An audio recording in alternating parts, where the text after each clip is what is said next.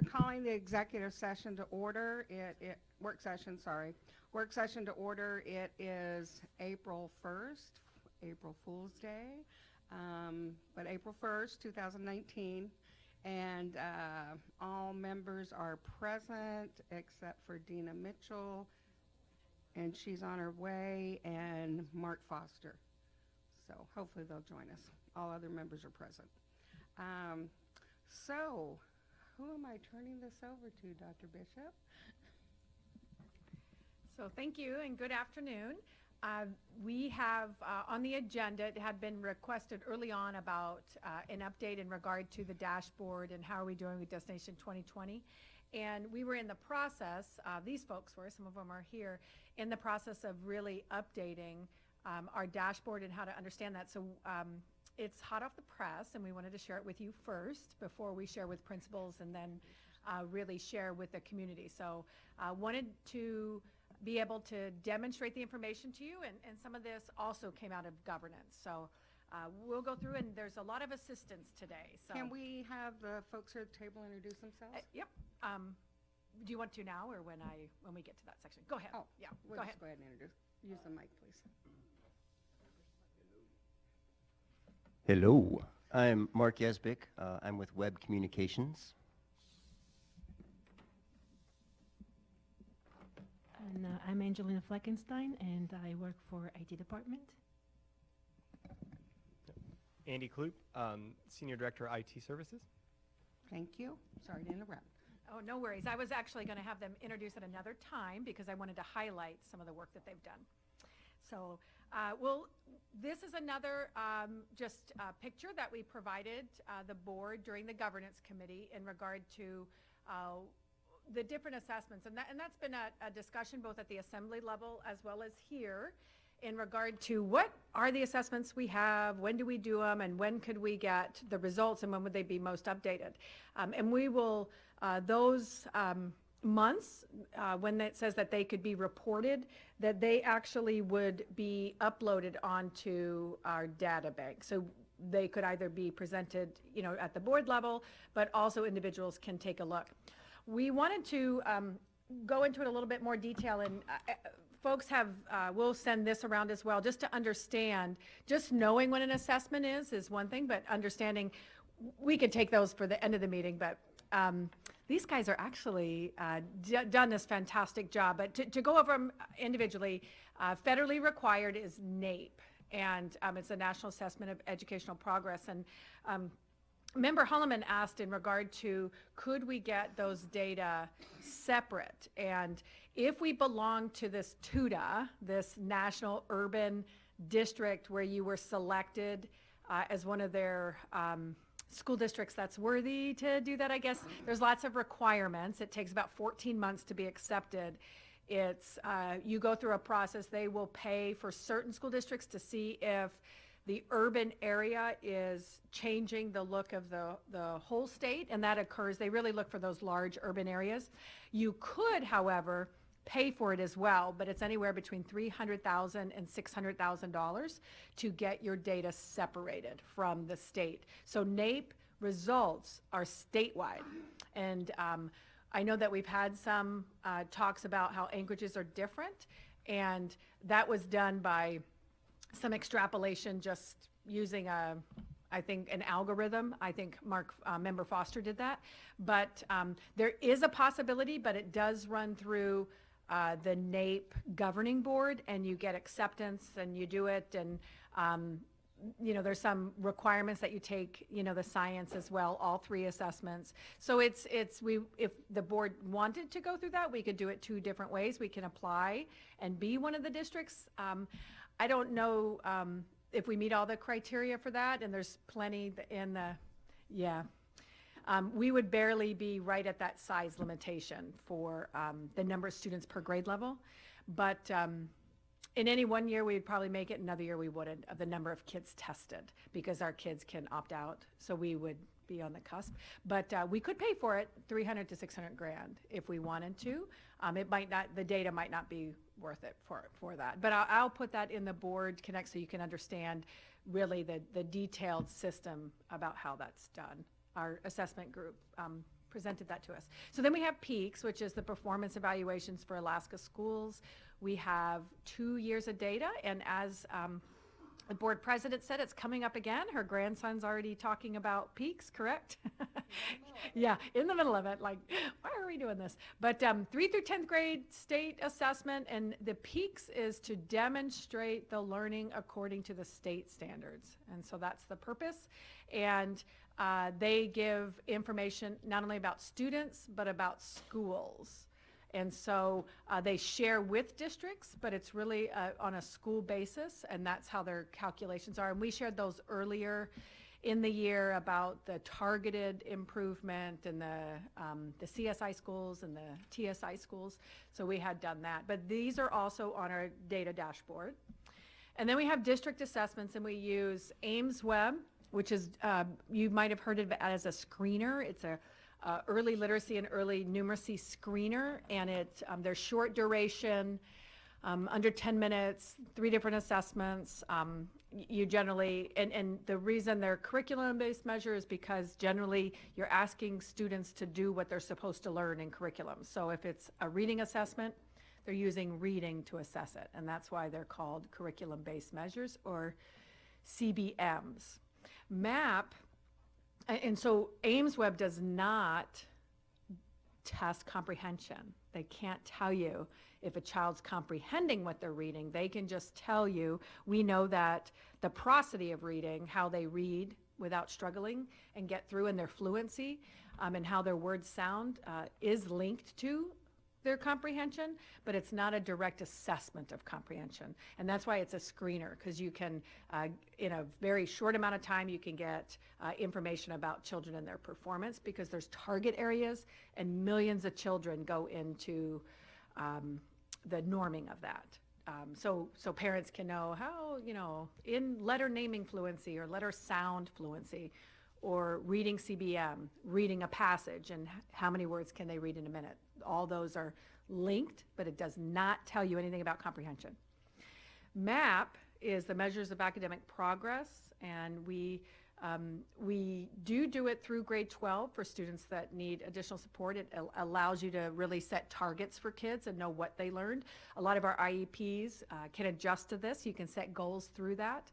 But universally right now, we just do 3 through 8, and we're going to do we're going to do 9th graders next year. It's very, I guess it's a good tool to have when you look for placement of students, as well as what is the learning that they really need to target that they don't know already. So it really defines those.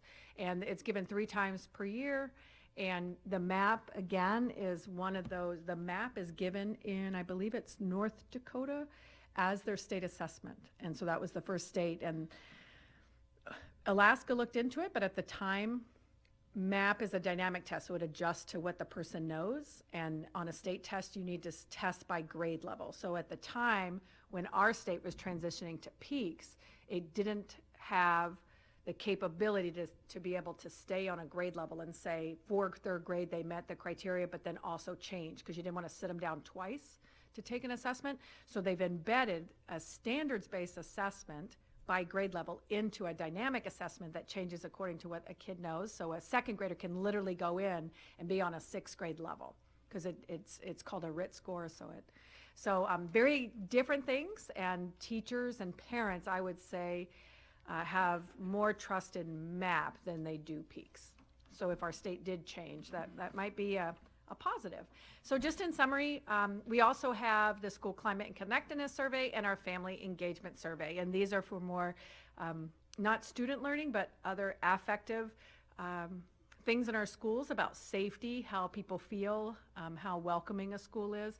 And we're starting to use these data. Last year, from the first year, 16 till last year, we doubled in the amount of parents actually getting and taking this assessment. We had 4,000 families initially. Last year they increased it with talking about it to 8,000. So this is one that we're still working on, and the Family Engagement Survey just talks about schools, and then the climate survey is taken by students and staff. And again, there's there's just the assessment reporting calendar.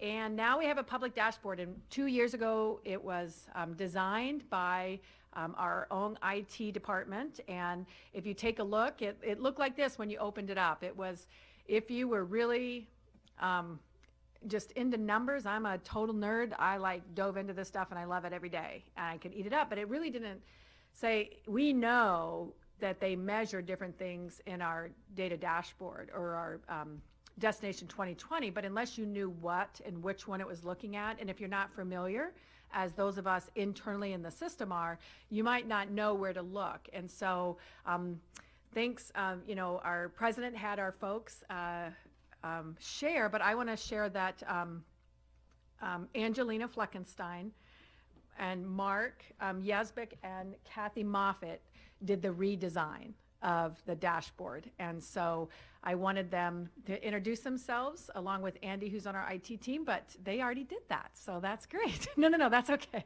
But what they did was transform this into a usable tool, both internally and externally. And we're just going to share some of that today.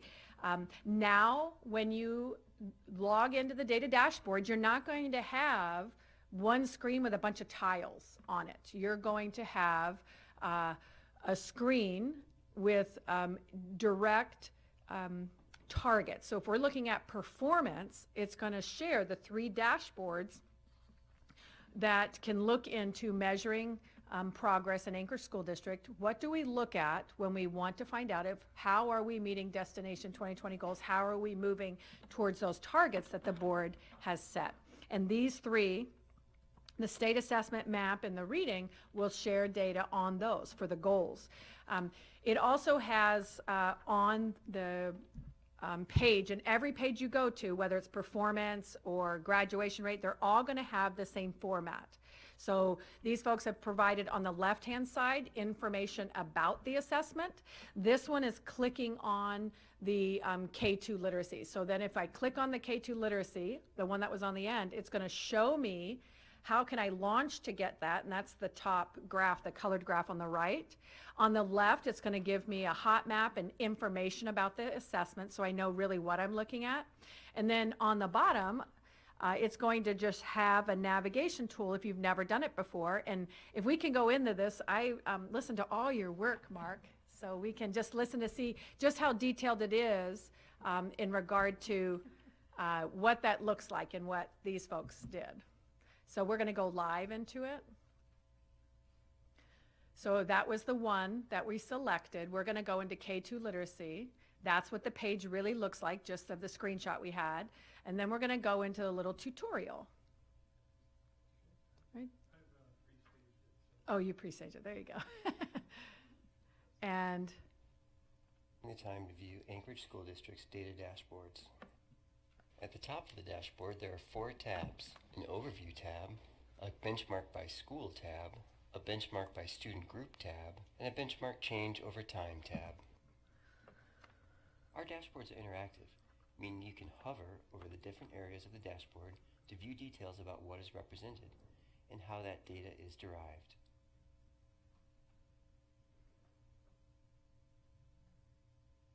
These drop-down selectors can further filter the data represented.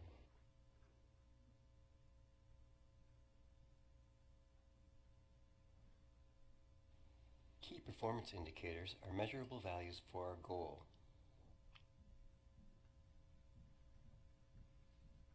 Use drop-down menus at the top of the tab to select for division, school, season, grade, test, and proficiency category.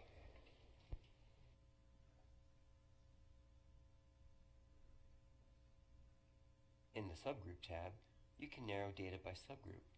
Changing the parameters will provide data specific to that subgroup.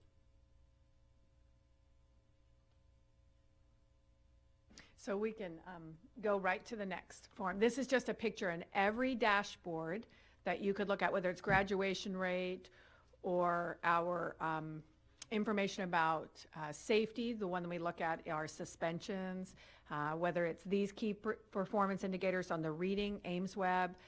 Each one has its own little mini tutorial for, again, it's external and internal.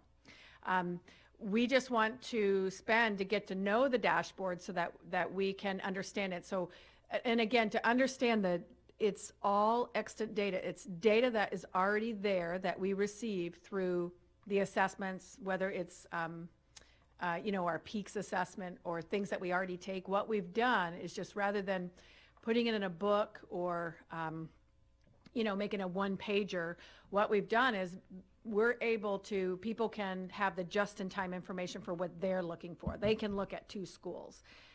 They can decide, I just want to know this. And so we want to, as much as possible, internally as well as externally, share the tool. And prior to this time, the tool was created, but it didn't have the easy access for just the thinking of, if I were to use this way, how would I get to it? Those that had used the data all the time knew what it looked like, knew what they were looking for. So we're hoping that this will change the view. This is really the second iteration of the dashboard, and it is organized around all the board goals. So that's the new and improved update around it. So we're going to actually go through this with partners, and we want to show you how. So if you have a computer, we're going to go right through it. If you could go to the web page, there's computers. Anybody in the audience, if you'd like a computer, you can follow along, and hopefully you guys will follow along with us if you'd like. There's computers over here, and we have teams of folks that are helping, that nobody's going to have to do this on their own. We just want to go through so that you can see the types of questions that can be answered. So anybody need a computer? Or that wants a partner? Angelina's here for a partner. Andy's here to partner. Mark has his partner already. Yeah. So I think Andy and Mike, will you be Dave Donnelly's partner? Okay. And Angelina, you're going to be partnered up too? There you go. You could, yeah. Yeah.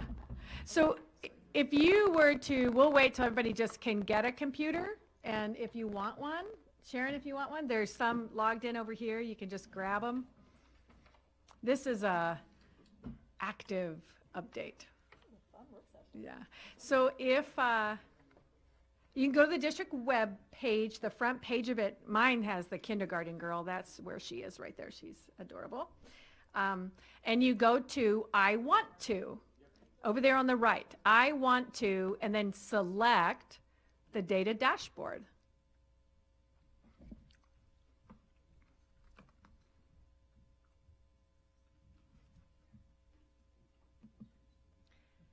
And view the data dashboard. And if you, it talks about, up at the top it says measuring progress in Anchorage School District.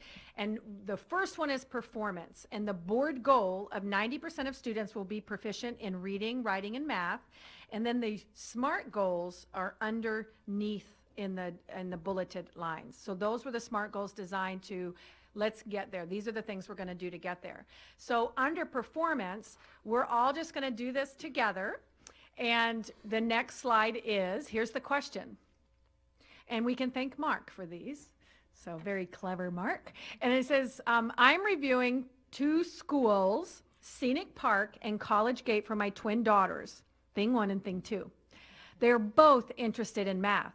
My daughters are in the 3rd grade. Which school has the higher percentage of 3rd grade students proficient in math for the 17-18 school year? Mm-hmm.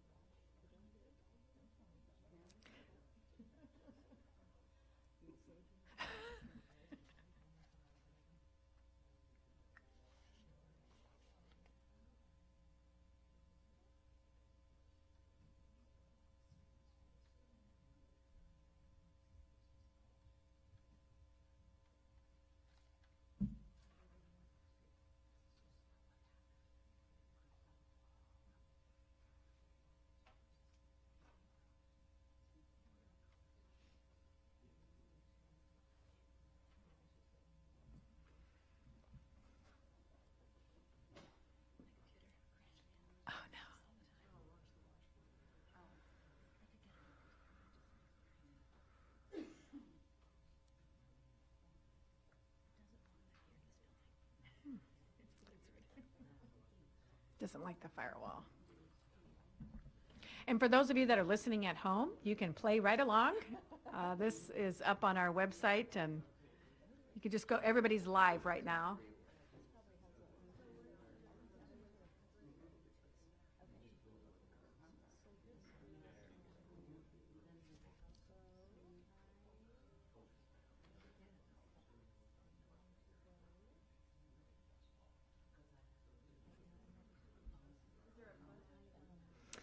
Do you have it?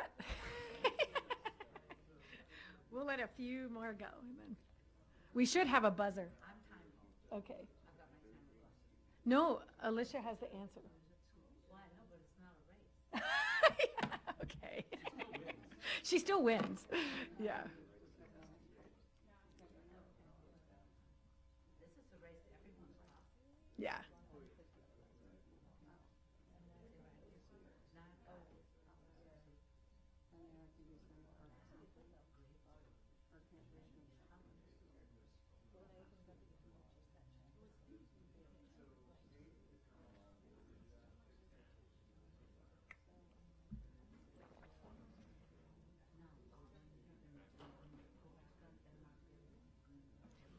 And there's a couple different ways you can find your answer, by your rank or by opening up each school.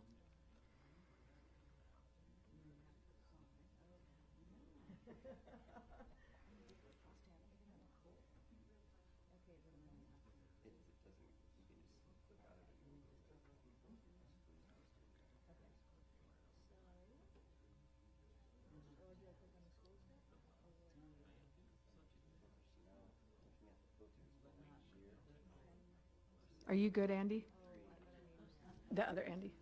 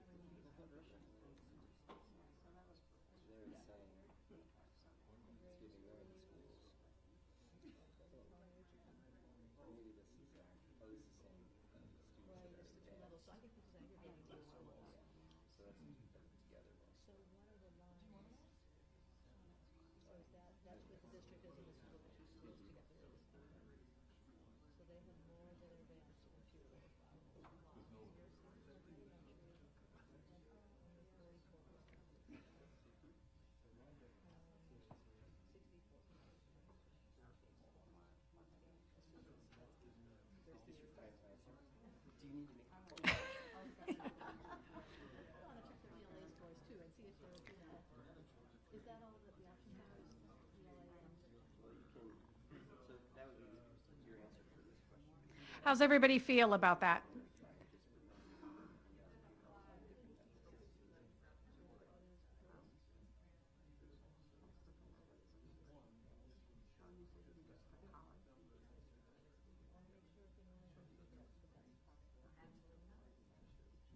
Angelina, are your folks good? How about everybody's here? How about Mark's is good? There's our answer. Nope, Andy isn't ready yet. He didn't give a thumbs up. Oh. Andy Kloop didn't. The other Andy did, but not Andy. We got to wait till our people do this. Yeah. Okay. Now, what do you guys think? What is it? College Gate. So that is just a way to go into Peaks. Hopefully you were able to explore the hovering feature, the listing feature, things like that. We'll go quickly now that you know Peaks. Here's another Peaks question. My son is very interested in the Alaska Aerospace Corporation projects on Kodiak Island. What percentage of 10th grade students achieved advanced level in science across the district last year? He's concerned the competition is astronomical. Is this percentage an increase or decrease from the previous year? Again, let's thank Mark for the great questions. It's totally astronomical.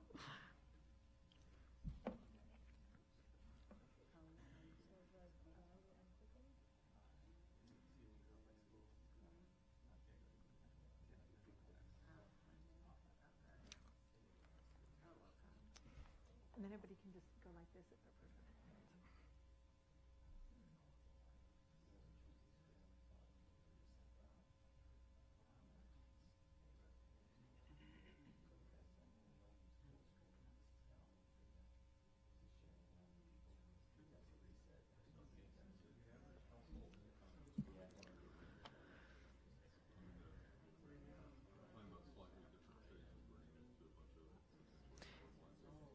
Yeah, we can write that down.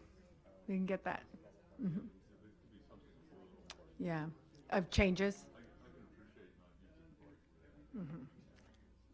Yeah. Okay. There's differences. That's a good note.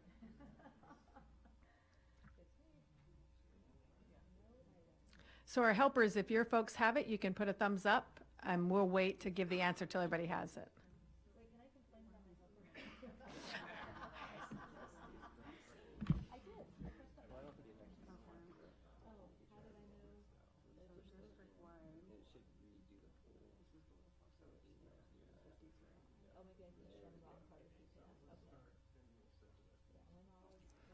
We're good, thumbs up?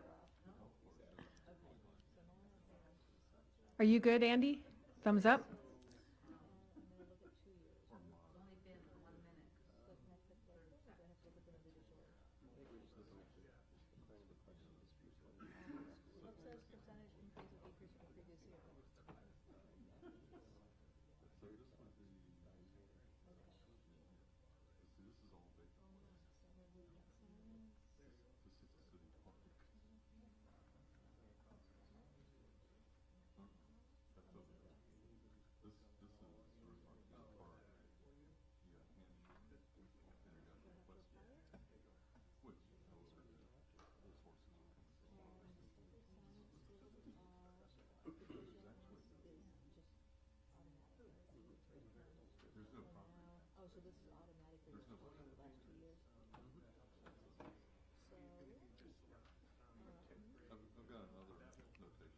If you want to write them down, then we'll take those. Yeah. Sure. Yeah. That way we're sure to have them and, yeah.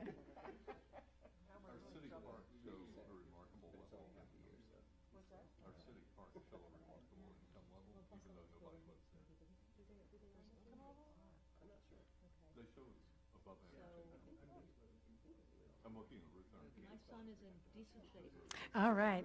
So what's the answer? What's the advanced level for science?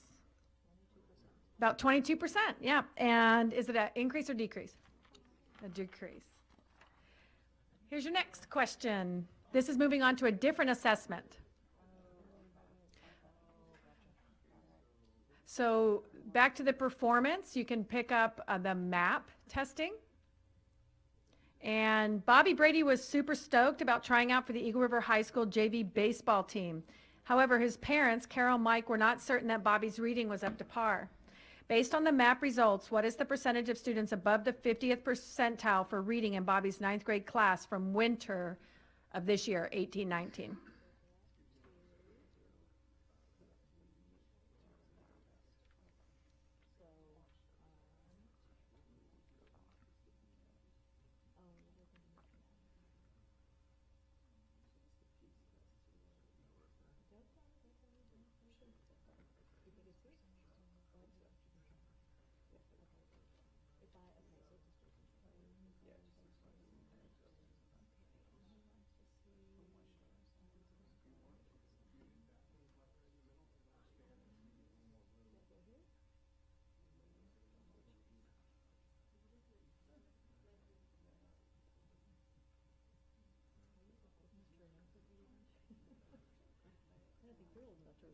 Oh, I'm a diehard Brady Bunch fan.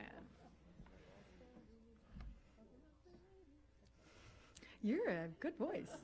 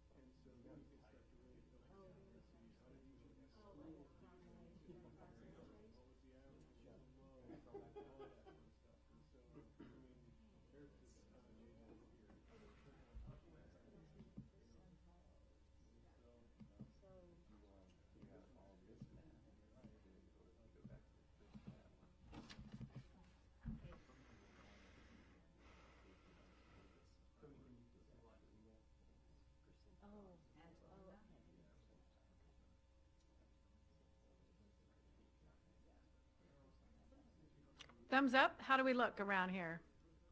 All right, so what's that number? How many people at Eagle River? What was it?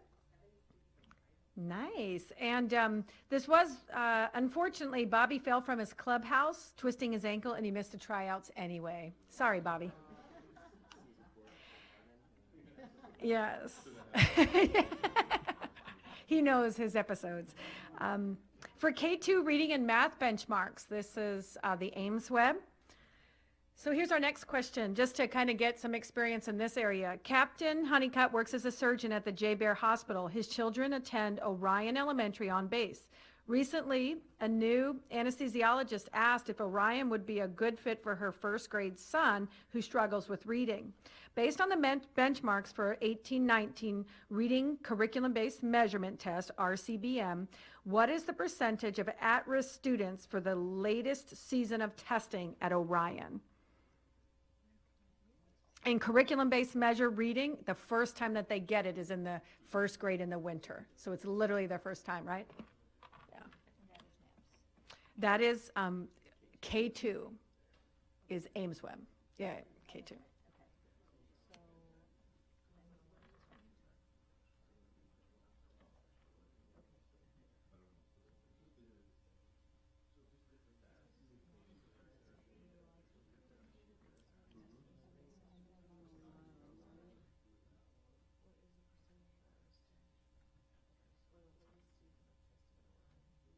The most recent season of testing in first grade at Orion.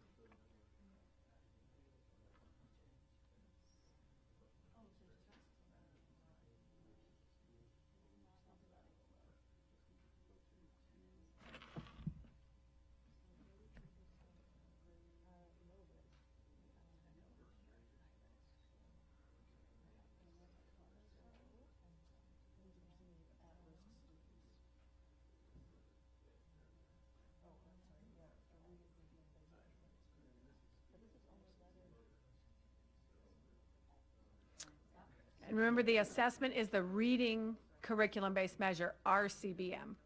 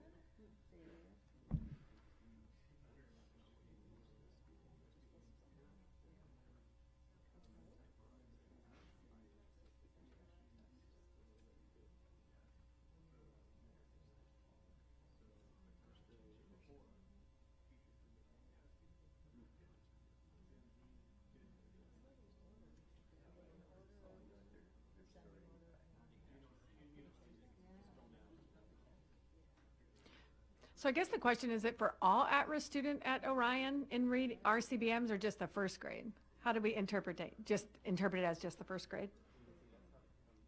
So why would that even be something they want to look at? Do they want that to be high so they're good at dealing with at-risk kids, or they want it to be low because they do a really good job with the kids? Low. Okay. If they have a lot of experience with at-risk kids, then they know how to read it. Well, these come every 3 months, so you want to narrow that. You want to decrease your at-risk students. So Dave would be happy to know that kids should be at Northern Lights ABC. So how many at-risk students does Orion have? 6. How many students? What percentage? 14, yep. Good. Here's a new one. A whole new dashboard tab for graduation. So 90% of students will graduate high school. That is the Destination 2020 goal. Under that goal, of course, we have how do we look at that? There's 3 sub-SMART goals. One is increase the percentage of students who are both on track for graduation, increase the graduation rate, and increase the rate of successful course completion. Those are the data that we look at that have a relationship to graduation. So here's the question. And we want to look at students on track for graduation. So that's the dashboard you'd want to look at. And here's the question. A long-standing rivalry between West and East High School culminates every year at graduation time. And if it's not already like icy now, Mark made it a little icier. For the last 2 years, West has dominated with a higher on-track percentage. At the end of the first semester for this year, 18-19, who had the higher percentage of on-track students? West or East?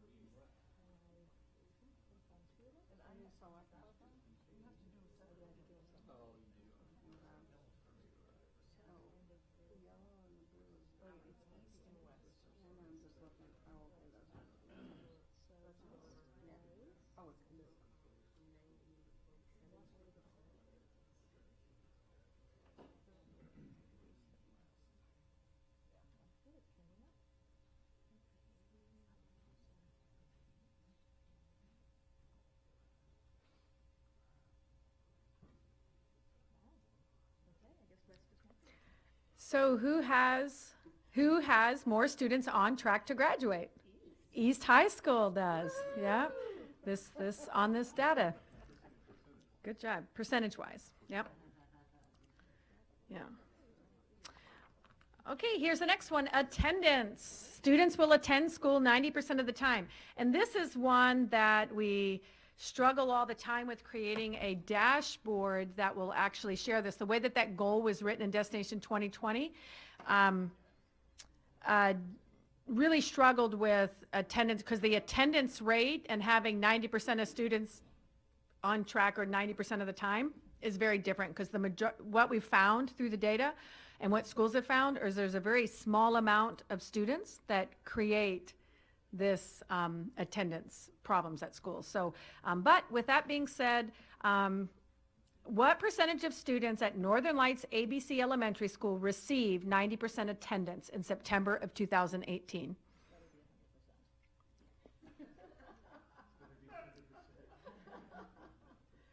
So it's what percentage received at least 90%?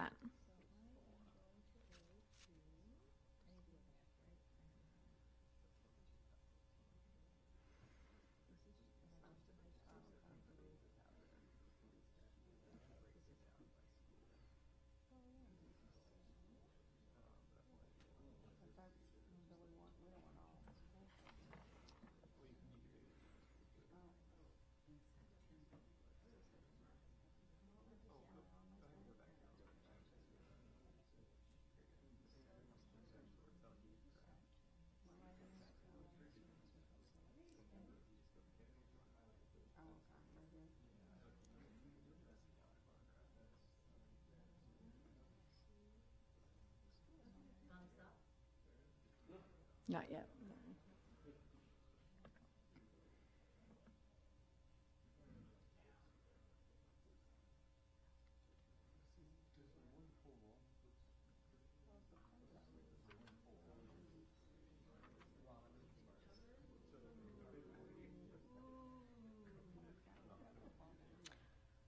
So what percentage of students got 90%? Yes, almost 89%. Here's more about attendance. So it's going to be in that same category and of attendance. So on February 14th, I fell deeply in love with attendance. However, when I compared my neighborhood middle school's February of 2019 attendance to last February of 2018, I was shocked to see a 20% drop. What school did this happen to? What neighborhood middle school?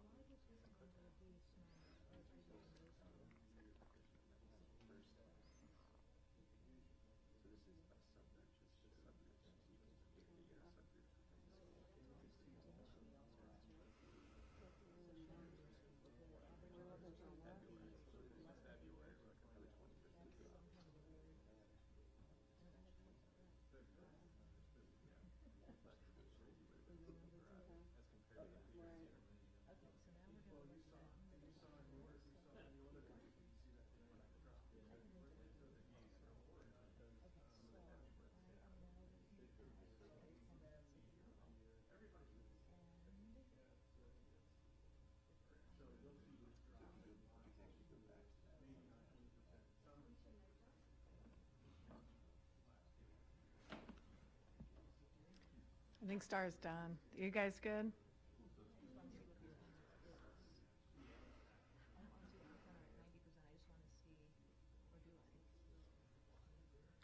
going to look at February of 2 different years for one school, for the middle schools.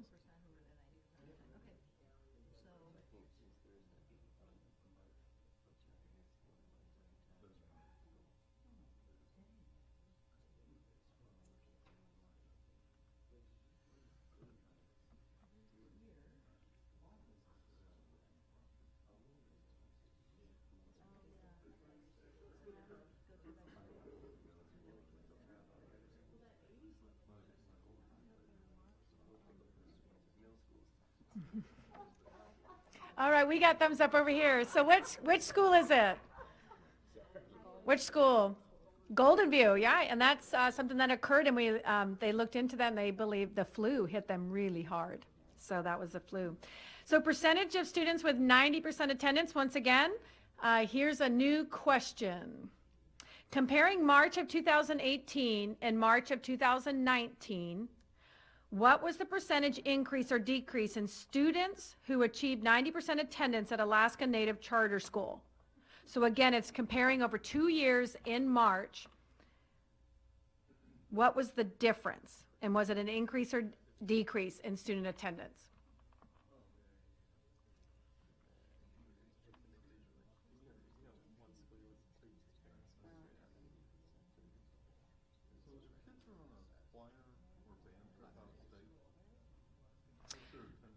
They should be logged in as a school. So the flu, like literally, yeah. It literally was the flu. Well, that's what they had a lot of students out sick.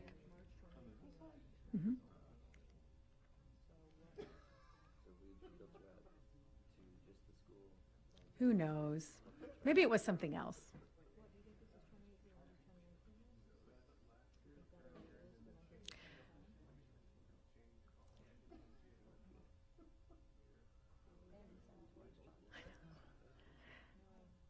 How are you guys doing down there?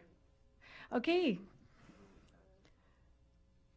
Mark's person is still working. Confused. Yes, yep. So improvement or increase or decrease at Native Charter School? Increase by how much? Yoo-hoo! All right. We're moving right through. Now we just have to take a look at one more just so that you can see how data are displayed in different areas. And here we have safety. And this is that 100% of students feel safe in school. And this is just talking about student suspension. So you can actually look at this. And my son is a senior rather, at Service High School. In March of this year, he received a disciplinary action for unwittingly hacking the NORAD supercomputers and setting in motion civil defense measures reserved for global thermonuclear war. He took us to DEFCON 3 with a stroke of a keypad. While we are actively appealing his misuse of internet case, can you tell me if he received an in-school or out-of-school suspension for misuse of internet?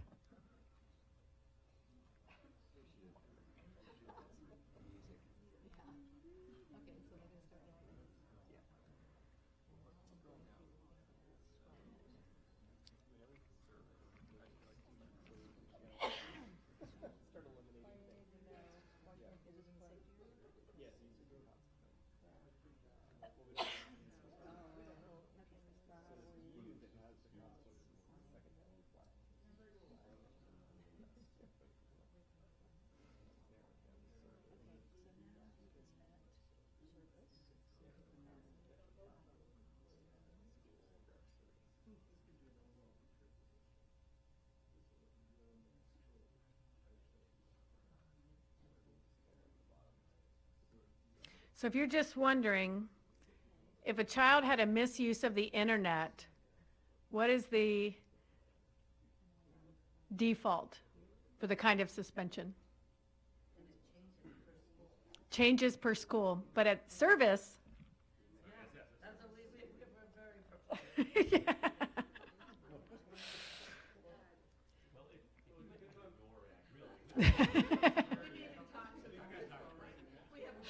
Yeah.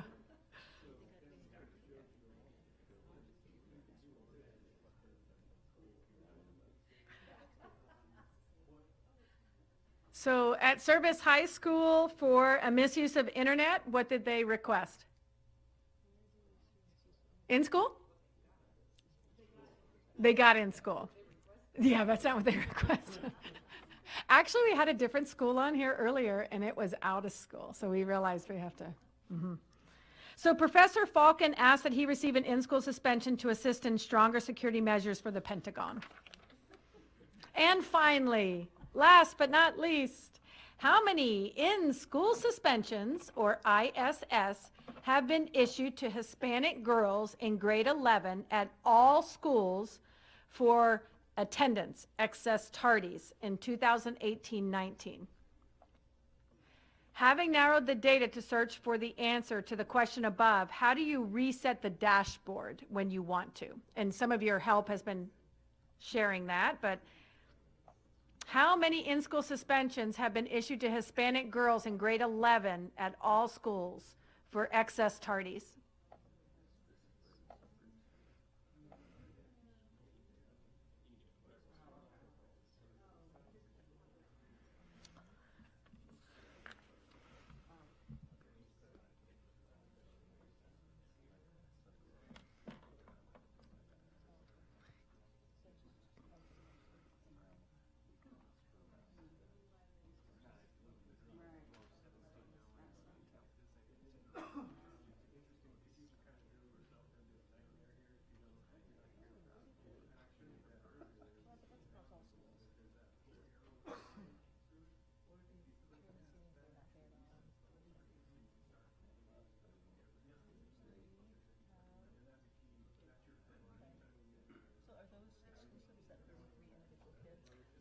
How many in-school suspensions have been issued to Hispanic girls in grade 11? So if I had gotten 2 or 3 of them, would I be triple counted in here?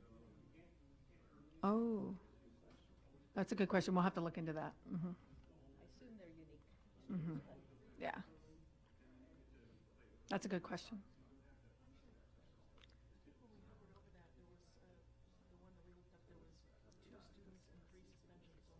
Oh, okay. Yeah. Actually, they're unique students. Yeah, they are unique students. So how many unique students? It says number of suspended students is 23 and number of suspensions is 33. So it's unique students. So 22 students had 33 suspensions? 23 students and 33 suspensions.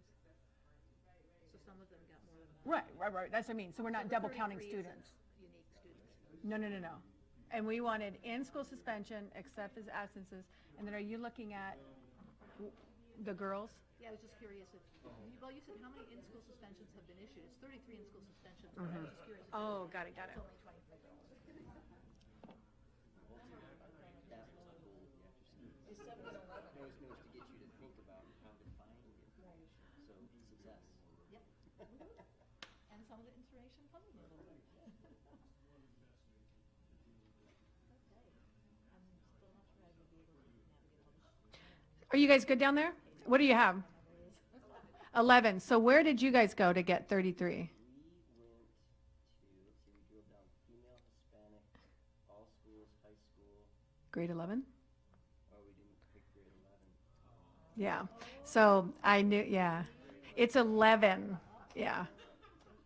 We forgot to check grade 11. Yeah. So that's correct, 11. But the point is that, and Mark was sharing with Dina, that it really depends on the question you want to ask and how you would narrow down your data. So they looked at grade 11, or they looked at all Hispanic students for all high schools, but didn't narrow it down to grade 11 and had a different answer. But this is just an example of the power of the tool. And again, I want to thank Andy and Angelina and Mark and Kathy, because they took this project on, and hours and hours and hours. And the types of things they asked were the questions like you had. Would a user, if they had a question, how would they narrow down? And Andy has had some feedback for us, and Dina has as well, that we can then incorporate just to make it better. But this is the second iteration of the transparency of our data. So I hope that we're going to share with principals that you feel confident that if you get a question, you can direct someone and really share. Actually, we have that, and it's public to anyone. We don't know of another large school district like ourselves that actually is as transparent as this and has such a usable tool that we are going to apply to Council of Great City Schools to share this. If we get accepted, then we'll share this on the national level. But I just want to say congratulations, you all win. You just know how to do it. And Alicia started with a little competition. She wanted a light to buzz, but we did bring a bunny for everyone for everybody gets a bunny for participating. Yeah, yeah, yeah. There you go. An Easter bunny. Or it could be just a regular chocolate bunny if you want. A spring bunny. It's an Easter bunny. Yeah. Madam President, if you have any feedback, Andy actually had some pretty good things like ask questions, but anything that you want, folks are always available to answer, and we will continue to share this out to be able to get get good at finding data, but also what key to really have a professional learning organization is you want to know what are students supposed to learn, what is our goal, our Destination 2020 goal, our standards. We understand what it is. The second one is how will you know? Our dashboard and our assessments will tell us how we will know if they've learned. The third one is what do we do if students haven't learned? And then another question is what do we do when they already have learned that? Do we hold kids back because of other kids, or can we accelerate or expand? And so those are really key questions that whenever we gather, we just want to say, what is it kids are supposed to know? How do we know they know it? What are we going to do about it? Do they already know it or do they not? And so these are just key things that help us remain a learning organization. If we keep our students' progress at the forefront, it'll always be about students. So thank you.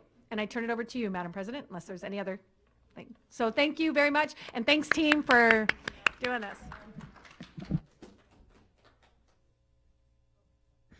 Just another example of what makes ASD great. Yeah, thank you. Greatly appreciated. So we're going to move into board business, new business, or at this time I'm going to ask board members if they have anything they would like to bring up during this time.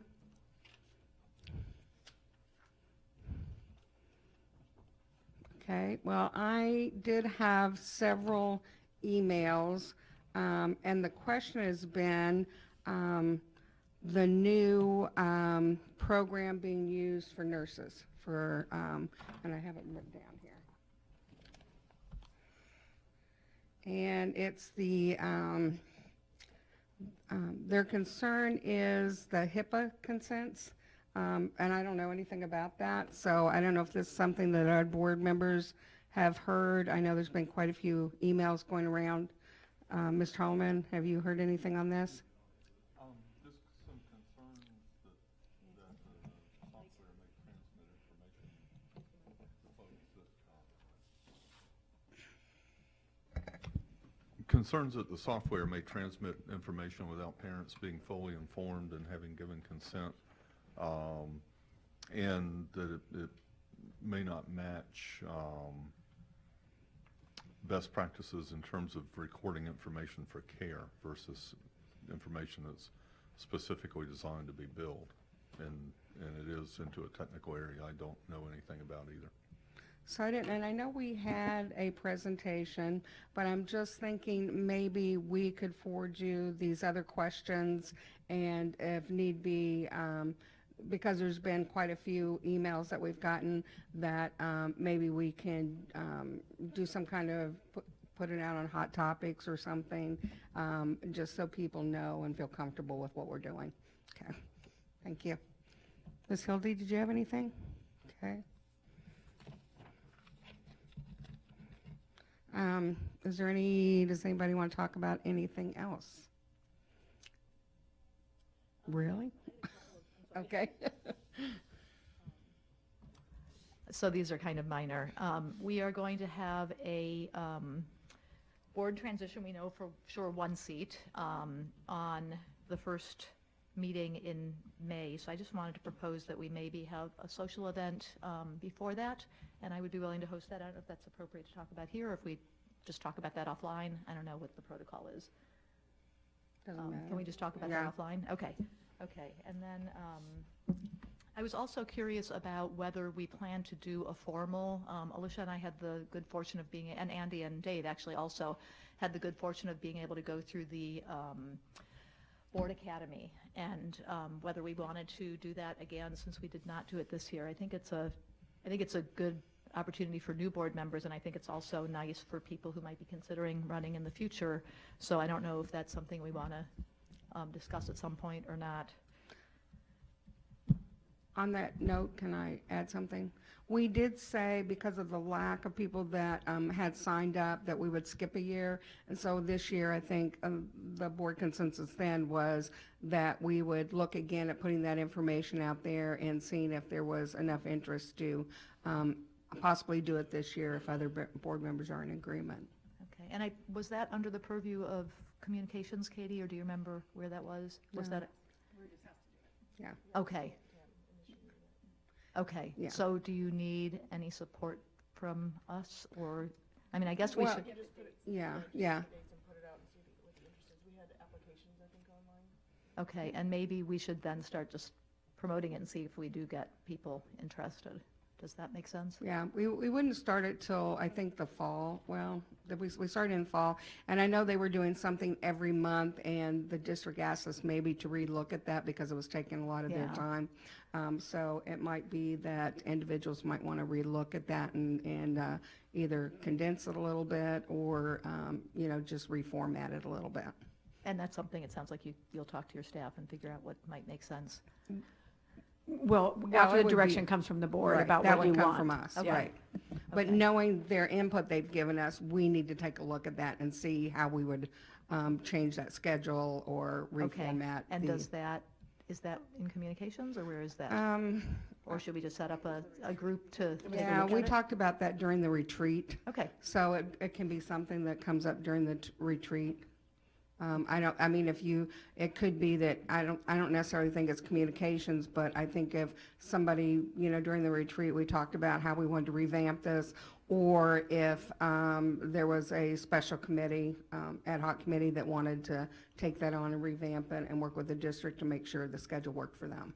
well, maybe what makes sense is for whoever's interested in looking into this to work with Katie and Dr. Bishop and put together a proposal for the retreat for us to talk about there. Does that make sense? Why don't we wait till after the election? That's a good And point. let's see who we have on the board, Okay. and they may be other board members.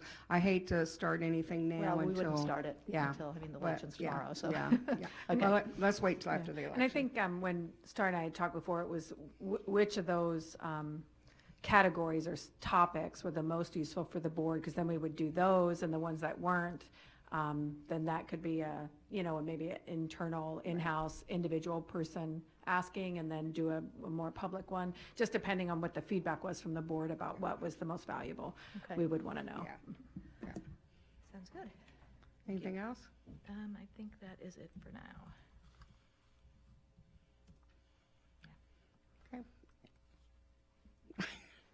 Okay, so there's nothing from any other board member. That went really quick. So it was April Fool's when I told you I had a list. So I guess, well, it's too early to move into, because I don't think everyone's here. So we could take a 30-minute at ease and come back and recognize our students and staff. Perfect. Okay? Thank you. Thank you.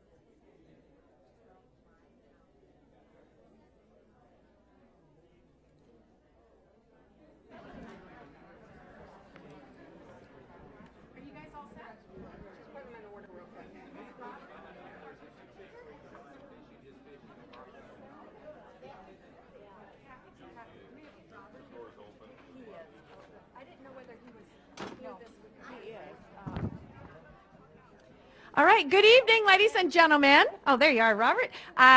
We were just making sure our cameraman was here. My name is Dina Bishop, and I serve as the superintendent for the very best school district in this state, Anchorage School District, and we're here to celebrate this evening. At this point of the board meeting, every 2 weeks, the board does a focus on staff and students, and then specifically to identify those people in our community and in our schools and in our homes who make ASD great. And we have several awards today, and we want to say thank you from the school district for just doing such a great job that represents yourself and your family and your school and your community. So with that, I'm going to start with the Spirit of Youth Awards. And to say a little bit about the Spirit of Youth, it highlights dedicated young people and unsung heroes from around Alaska. Individual recipients will receive a college savings scholarship account from the University of Alaska College Savings Plan, while groups selected will receive a grant for their project. So the very first, now you can sit down, honey. Go ahead. Yeah, so is Bai Tao here? Please come forward. Is she here? Oh, well, She's not here. We're going to go back to her in case she's. So the one award that we want to talk to, these are a group of students from East Anchorage High School. They were awarded the Dreamer Award. The Dreamer Award recognizes teens who are actively engaged in their community through the preservation of cultural practices and arts. Those who share personal expression through visual or performing arts, and those who cultivate youth voice through media and digital art forms. So this group from around the state was selected. Our very own East Anchorage High School Native Student Leadership Council. Please come forward. If you're here, come forward. Yep.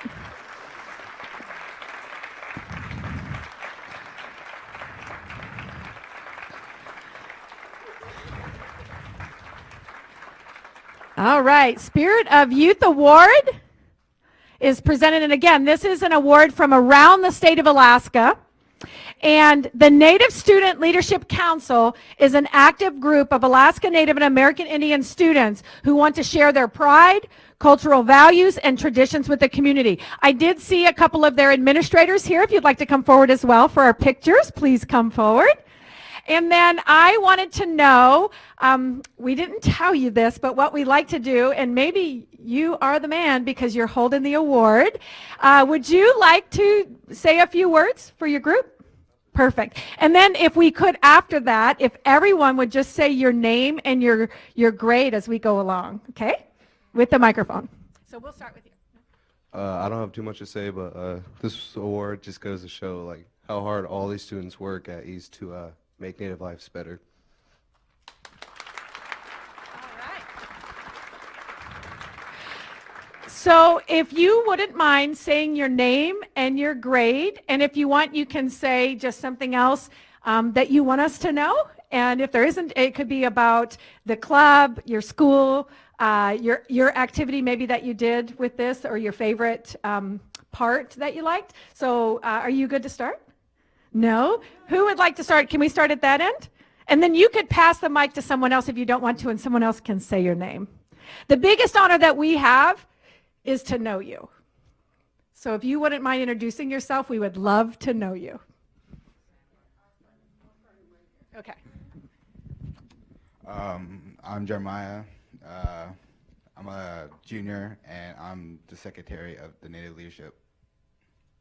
Hi, my name is Jonah, and I'm a freshman. I'm the new member in the Native Club.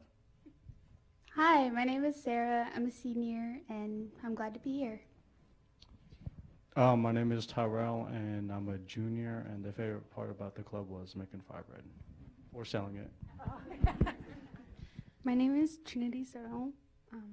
I'm a senior, and I'm the lead artist of NLC.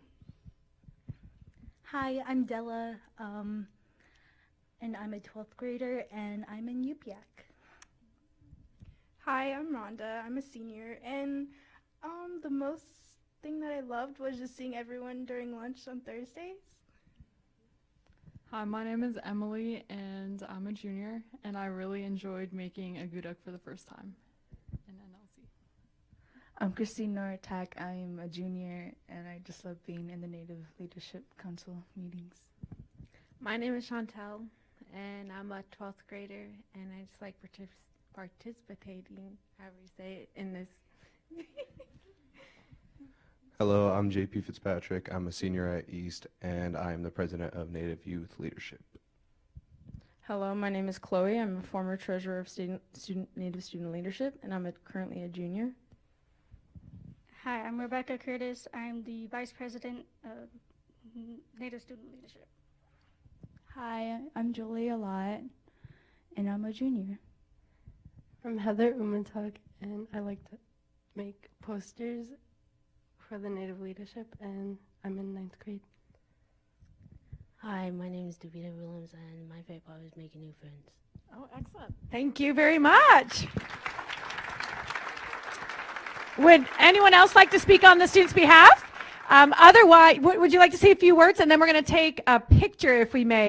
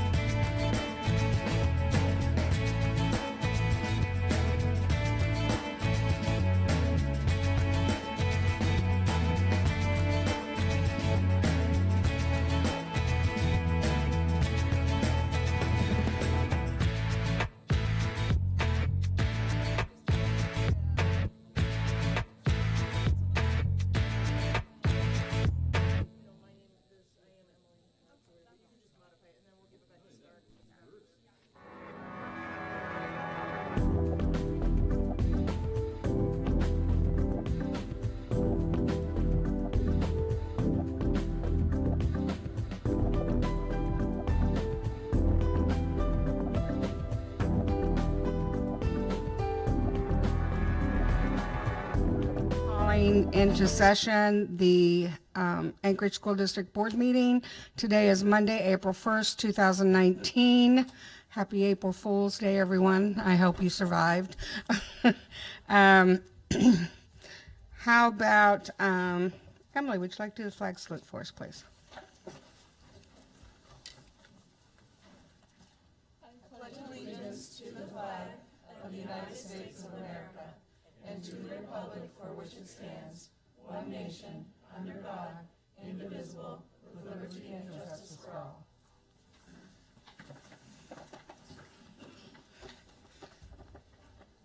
And if you'd like to go ahead and read the opening statement.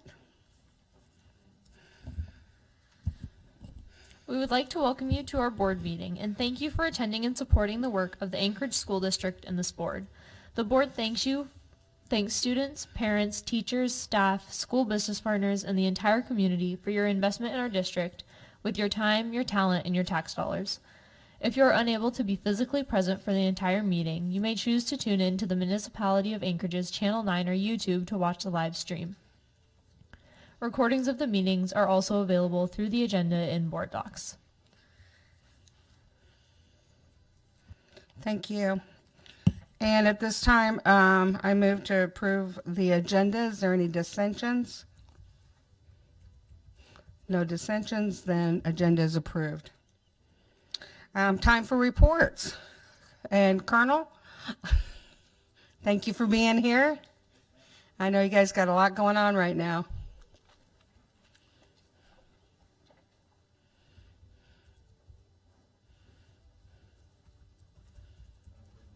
Nope. Help us to the rest. There we go. I could start punching a bunch of buttons, but people will get mad. That's One of them will finally I usually work. mess that up anyway. Well, good evening, school board, and thank you for offering me the opportunity again to speak. Military-connected students have long been considered a valuable part of the student population in the Anchorage School District, and we appreciate tonight's action item supporting a resolution to recognize April as the month of the military child. This shows a continued commitment by the school district to support this population. As you know, many schools take time to purple up or wear the color of purple throughout the month, and they have special celebrations throughout the month of April. Purple Up is a great grassroots initiative started in 2011 in New Hampshire by the 4-H program.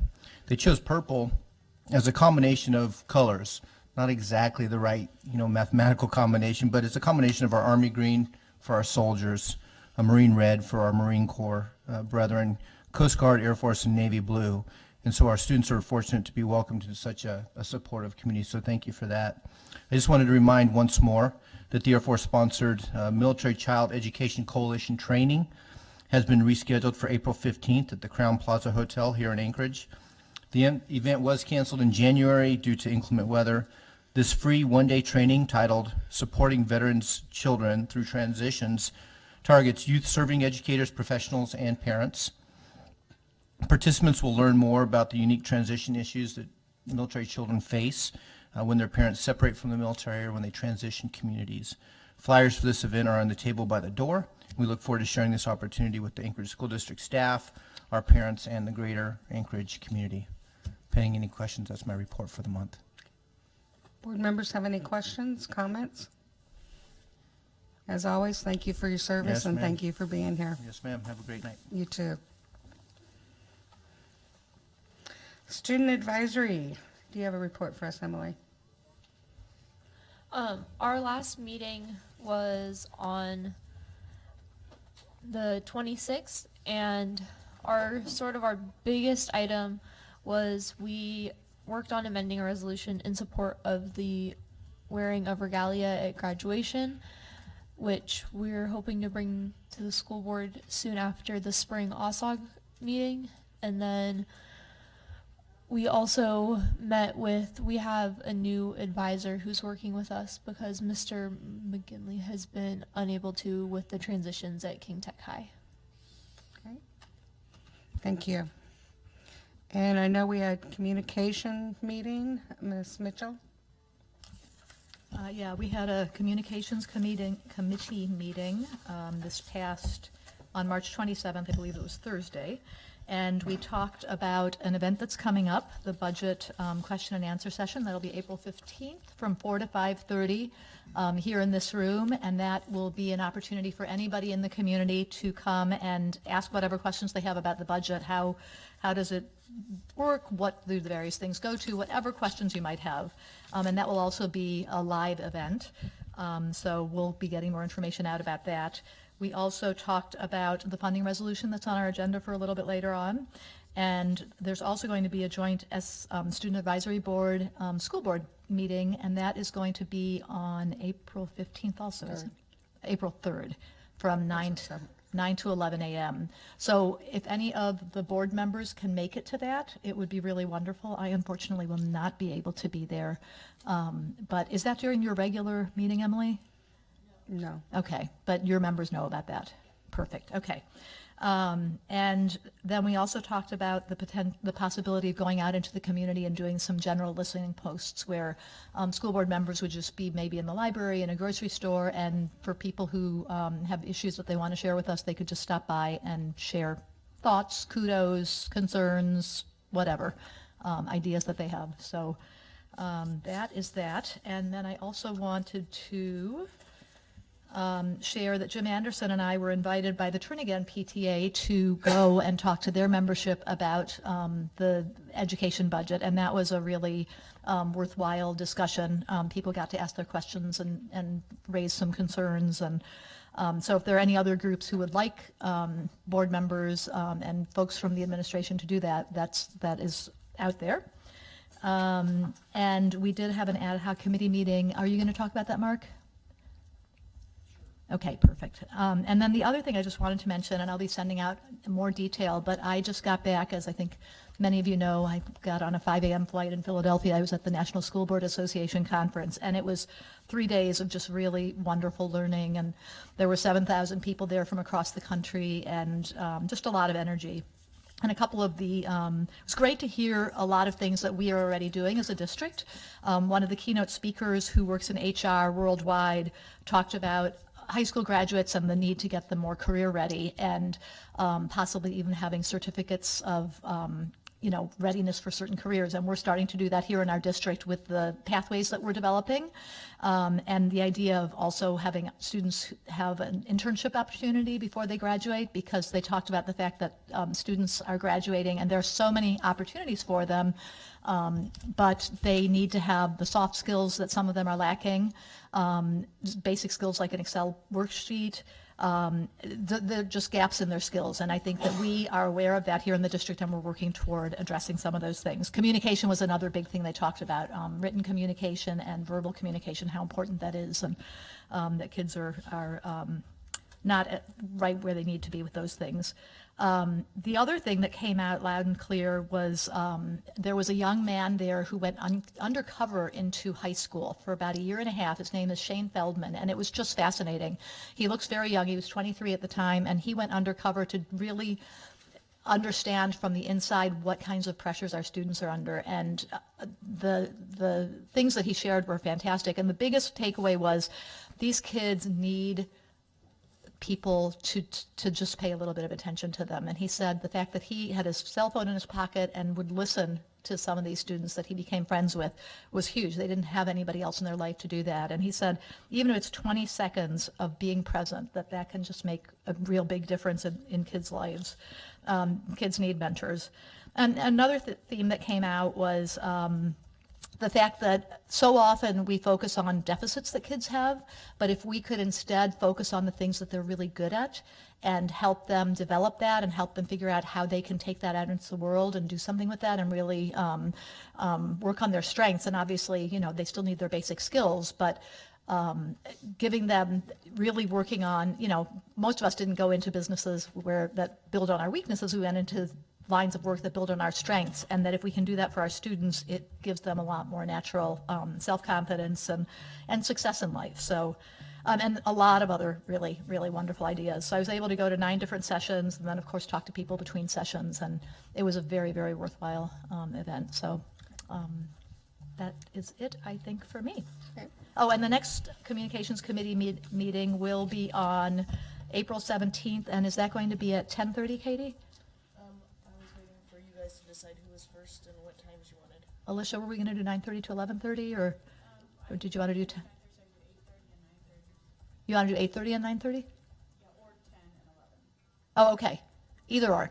What do you want to do? Do you want to just pick a time? Let's just do 8:30 and 9:30, and governance can go at 8:30. Governance will go first. Okay, so the next communications committee meeting will be on April 17th at 9:30 a.m. Thanks.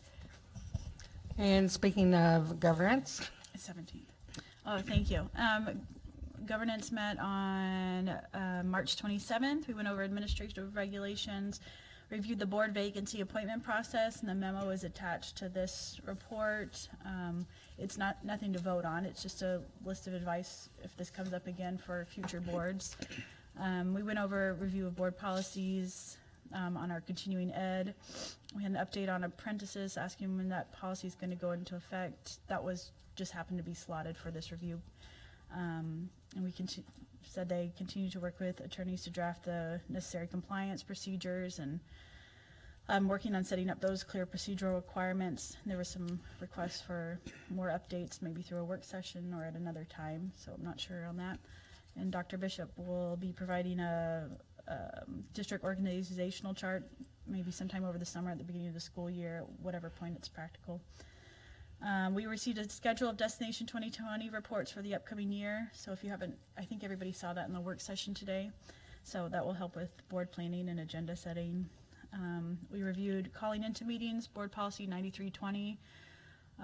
Right now, if you call in, it doesn't count for attendance.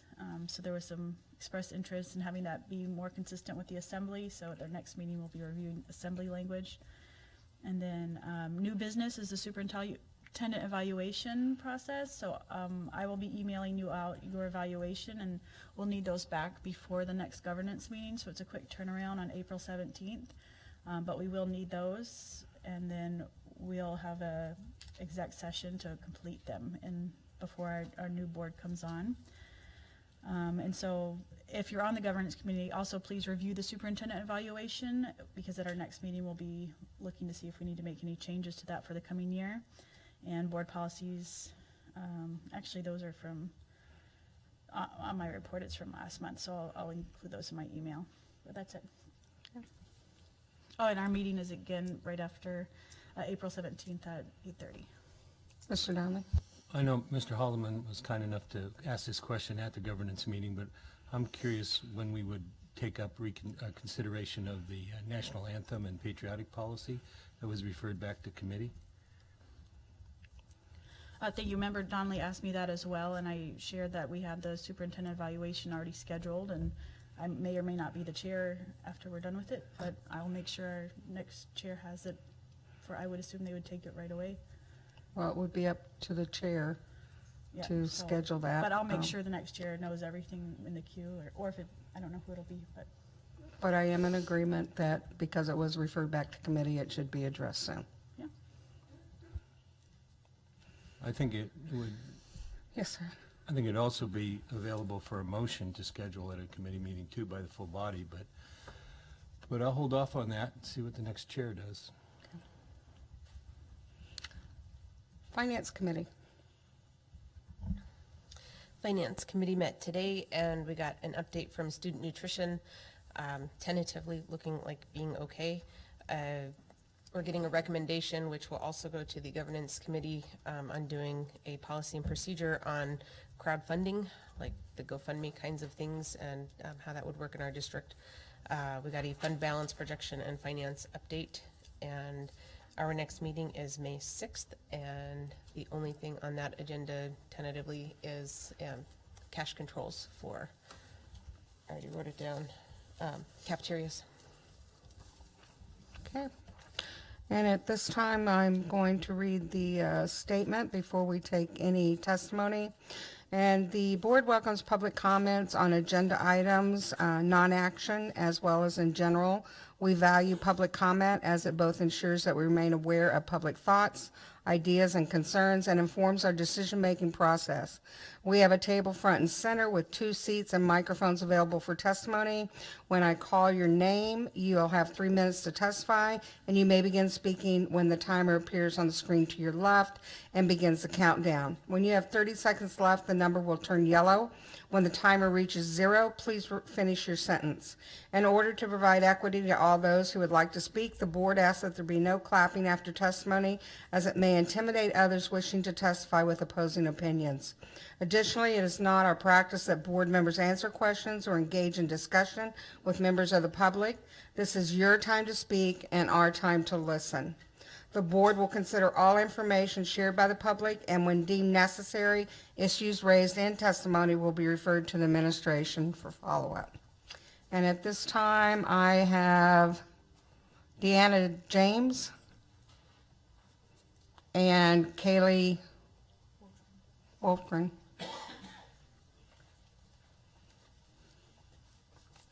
Whichever one you'd like. Yep. Is the timer over there, though? It'll be right up here. Yeah. It'll be over here when it's.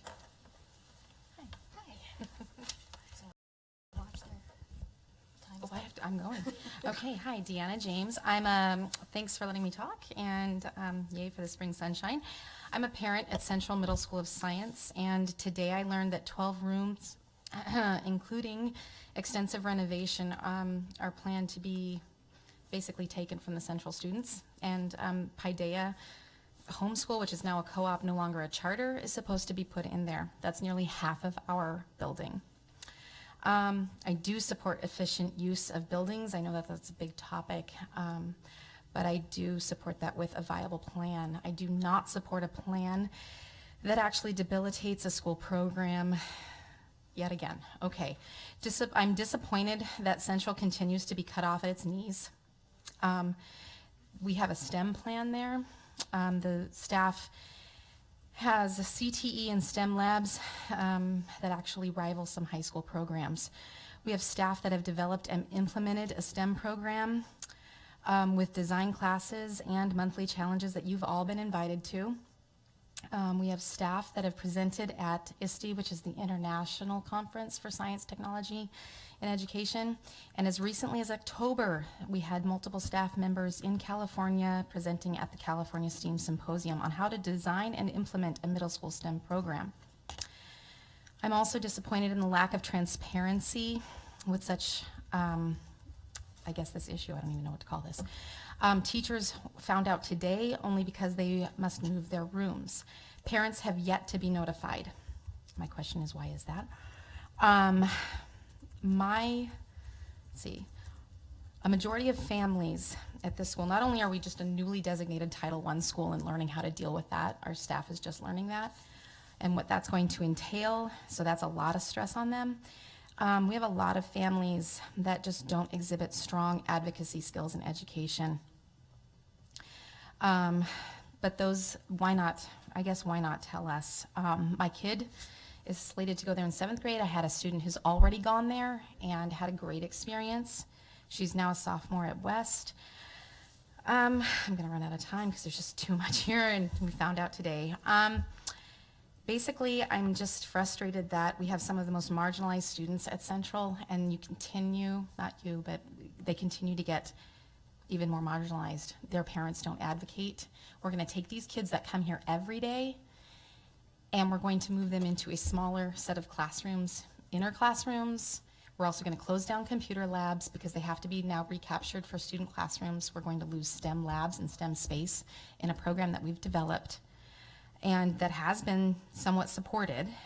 We also have military students that transfer in. They have no choice, they have no voice, these two groups. Is that 30 seconds or am I done? It's done. It's okay. I have a whole other page, so I will email, don't worry. Thank you, appreciate that.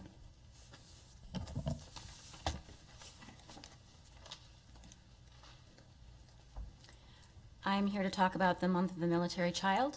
It's April 1st. It's the first day of the month of the military child. I can only speak from my own experience at Eagle River Elementary School. a school with a very high military population. The month-long celebration at Eagle River Elementary would start April 1st. Military kids would write a story on an index card to read at announcements during the morning announcements. So they would work with the military liaison for about a month beforehand, writing down these stories.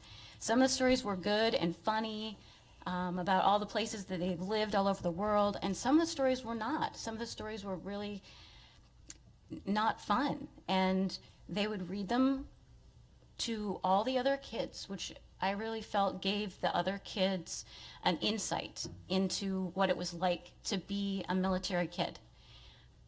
My kids are not military, and they have lost so many friends. They can now see another perspective from what it's like to lose your friend, but also what it's like for your friend to constantly be losing their friends as well. So the cards would then go onto this big giant map, and there would be a string on a push pin, and it would have the story, and sometimes they would draw pictures. We plan a day and invite the parents and veterans to come and have purple cows or purple snow cones and make something like a picture frame or a keepsake box. My non-military kids and I would cut hundreds of purple ribbons for Purple Up Day to hand out. I would visit the library and ask for any of the military books, stories, military books that could support our military kids, could teach our non-military kids a little bit about what it's like. And there really weren't any. There just isn't anything that the library, the district libraries had. So I went to the Lions Club, and some private donors came up with about $2,000 to purchase books, military books. We also did a GoFundMe, the library, and then we had an earthquake, so we haven't actually purchased the books yet in the locker, but it will be done eventually. That traveling footlocker can go around to all the district schools. So this is something that I did. I went to the school, and it's important to me that our military kids get this kind of acknowledgement. I'm on the board of the directors for the Alaska Veterans Museum, and it's important to me to bring those communities together. And I want to make sure that even after I'm gone, somebody's going to be there to acknowledge their sacrifices and honor their service. Thank you. At this time, do I have anyone else that would like to testify? Please come forward and state your name.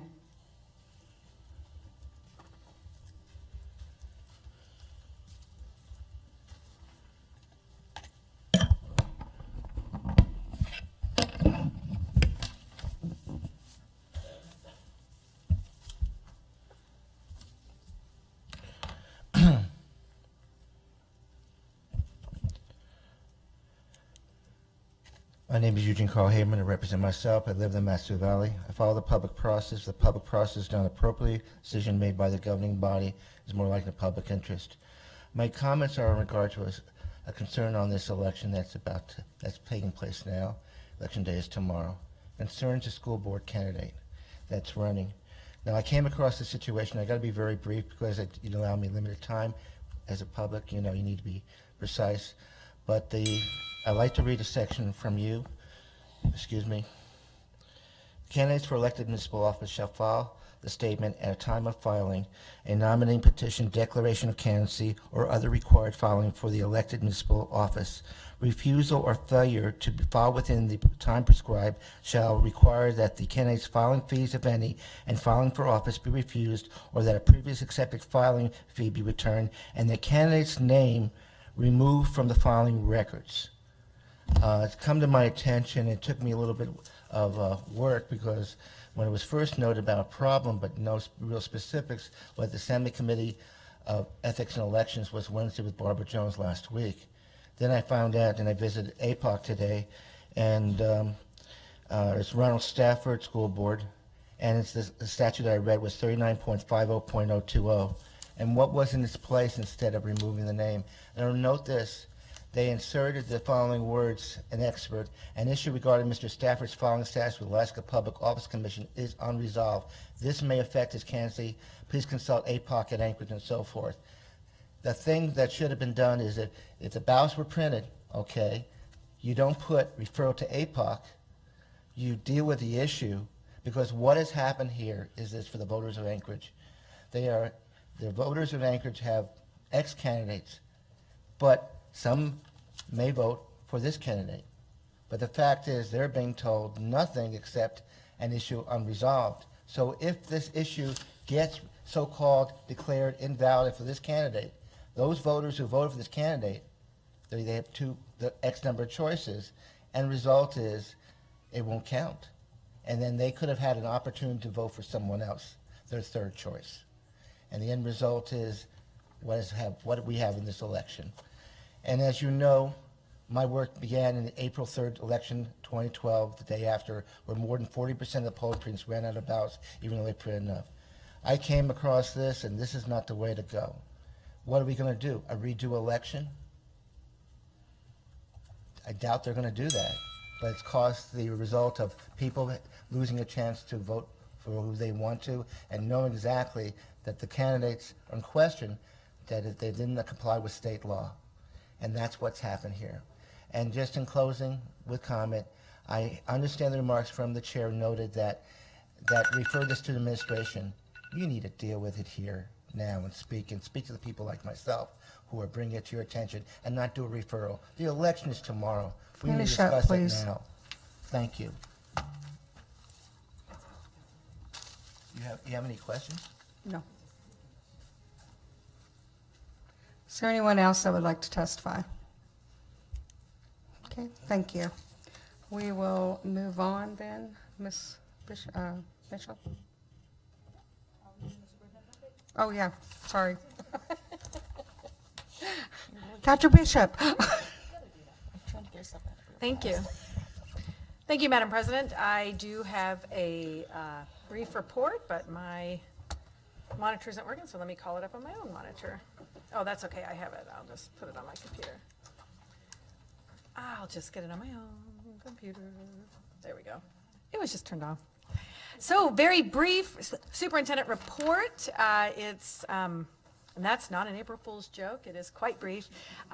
Just celebrating good things in ASD. Quite a bit of action is taken over the last 2 weeks, and your Diamond High Lady Lynx won their second state basketball championship, and so they were quite excited. And as you know, it was a state. I'm really celebrating. I wish it would have been Diamond, but the other maroon team in the state won Ketchikan. It was an exciting, great game.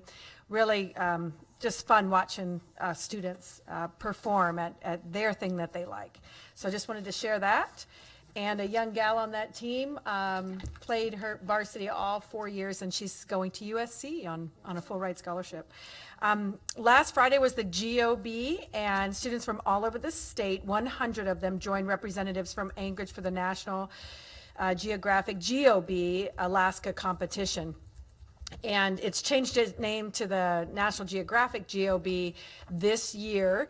And to let you know, these students have a competition at their school level, and then the winners of that competition then take an assessment from National Geographic to see if they can qualify as one of the top 100 students. And it was shared that Alaska has some of the highest passing scores for that assessment. So over 4,000 students from across the country took it, and Alaska has one of the highest averages or means.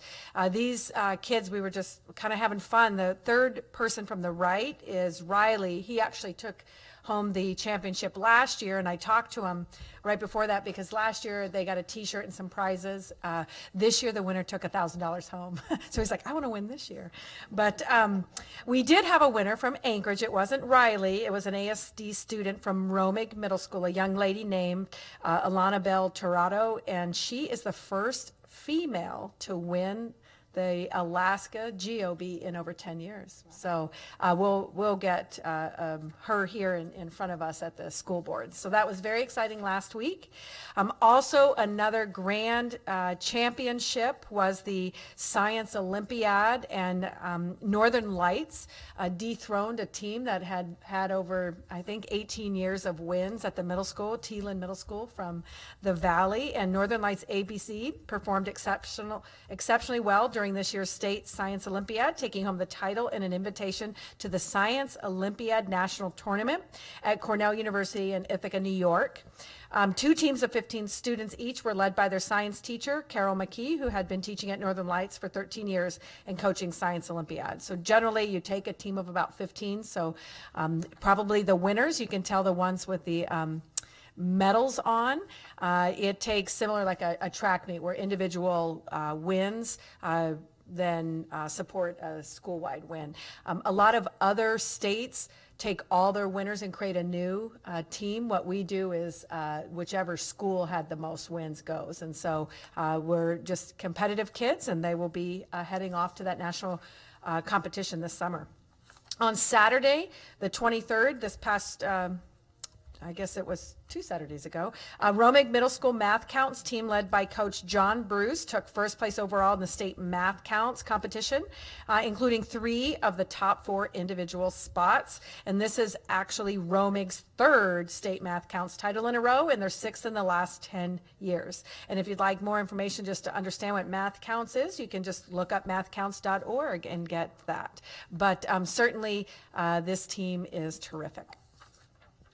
And then finally, it was asked once when we had one of our legislative priorities where we had the term learning to know and learning to do. And there's this idea that we do learn content and kids, learn information, but they learn it to do something. And here is Matthew Prinka is the robotics teacher. He's been in front of us from Eagle River High School, and he, through his chemistry class there, is actually they're learning how to make soap. And so I'm not sure they might take that on as a skill and become young entrepreneurs, but they are learning how to make soap. So it's engaging for our classrooms to learn to know and then also learn to do. And Member Mitchell really cited that in regard to students leaving high school. What do they know how to do? And so when we teach things like tech apps, it behooves us to then really have kids practice and instead of taking our final exam, have them take the Microsoft Specialist 1 final exam that would demonstrate that they actually have those skills out in the workforce. So there's lots of things where CTE and combined with post-secondary, we're really thinking of how can we take what we do to turn that into something that our students have an advantage. And so ongoing news in regard to the state, the House has opened budget discussions with a bill that proposes the following. So you may have seen this last week. The BSA for FY20 fully fund the 287, remember, which is that 30 million, and it may or may not have some, outcomes that are desired if you receive those funds, and then fully fund state student transportation at the same level. But one of the things that was in there was to eliminate the statewide curriculum program that just was passed last year, and that was McKinnon's bill, and I believe that also supported by Senator von Minhoff to really assist especially smaller school districts in that research about how to select a curriculum. And school districts like ours would really assist in understanding research-based, evidence-based programs and then how to implement them. But those funds were taken away. We could have qualified if the regulations would let you past or post do a pilot because we had already started, but that might be where some of the funds are captured. So that was last year's program. And then House Bill 106 that was introduced today would extend the cessation of state bond debt through 2025. Right now, that prior bill sunsets July 2020, and it was supposed to come back at 50-50. It pushes this off 5 more years in regard to that. So wanted to share that news, and we also are keeping an eye on the 41 million to ensure that there isn't any legislation proposed that would not fund that. Right now, the 41 million is in past bond debt, did go down for the House, but we're just working with our city to ensure that that stays that way. And that's just a brief update. Fastest one yet. Thank you. Are there any comments or questions from the board? Okay. Oh, Mr. Donnelly. Madam Superintendent, did we receive any communication from the municipal clerk regarding the matter that was brought up during public testimony, the ballot discrepancy from state law? We actually have not, but I know that in individual ballots it's really not our, we're not responsible for that. The elections are really the responsibility of the municipality. So I have not personally, although I did read that in our ballot, so, in my ballot envelope. I just had another question. Sure. You know, when we were doing our work session exercise, there's pretty strong evidence that the schools that are utilizing Spalding for a reading curriculum are doing pretty outstanding.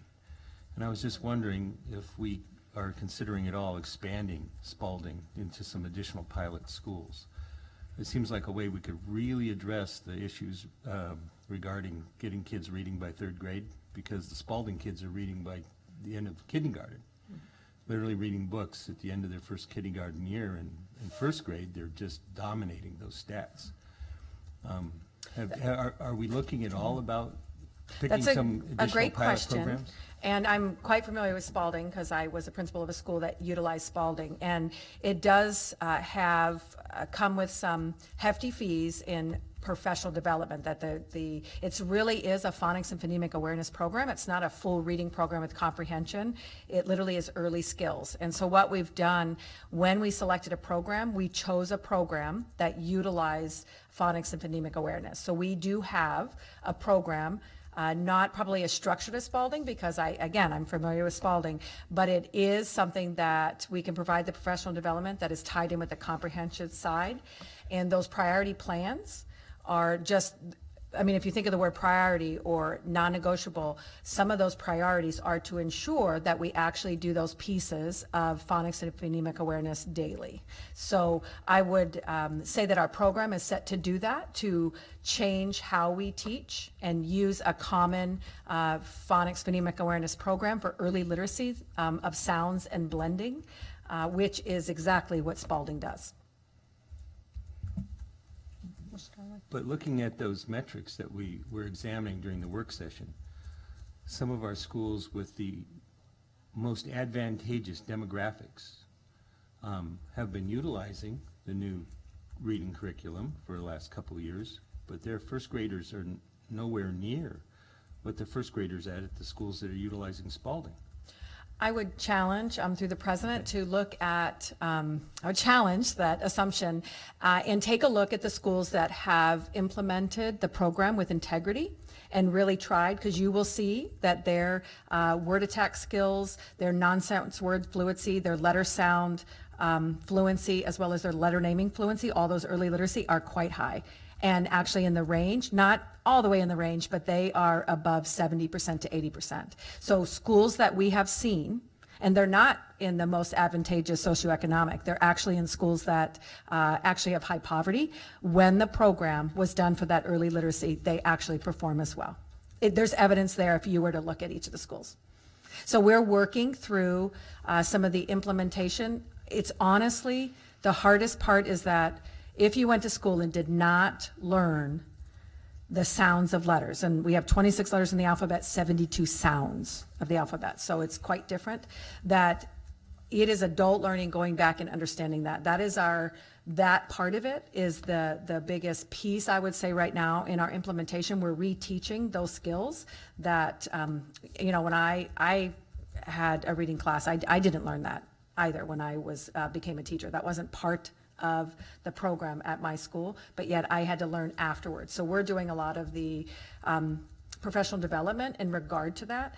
The Spalding certification to get that is 1 week intense 8-hour days, and I've been through it, and I don't see that that is a scalable program across the district. And then once you bring in a new teacher, if you don't have that scalability, you're falling through on implementation anyway. So we found a program that has solid phonics phonemic awareness and that actually can be scaled to, I mean, Spalding's great, but I am not sure that the implementation district-wide would be a success because of the expertise needed for that.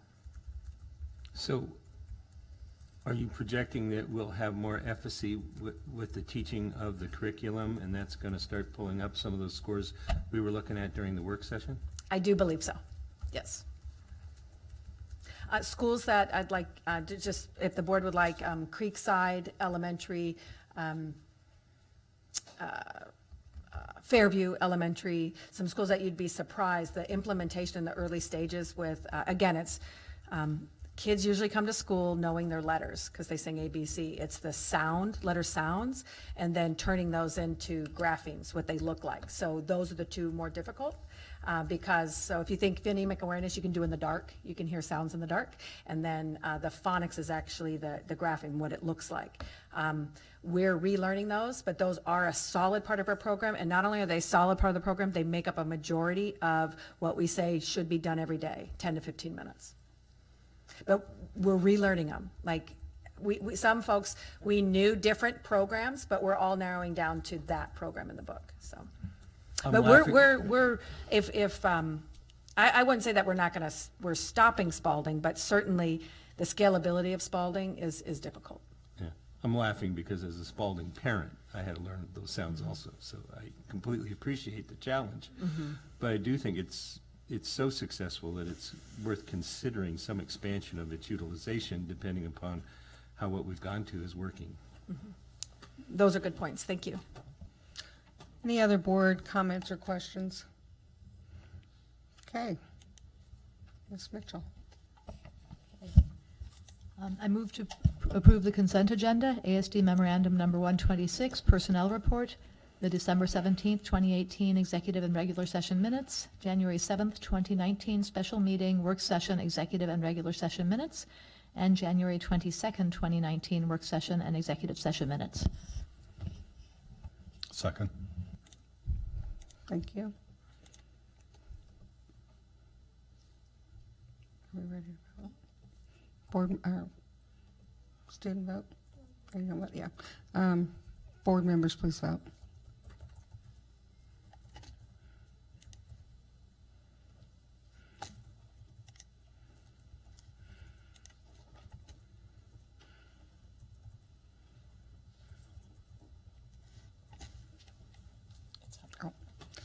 And that motion carries with 7 yeas.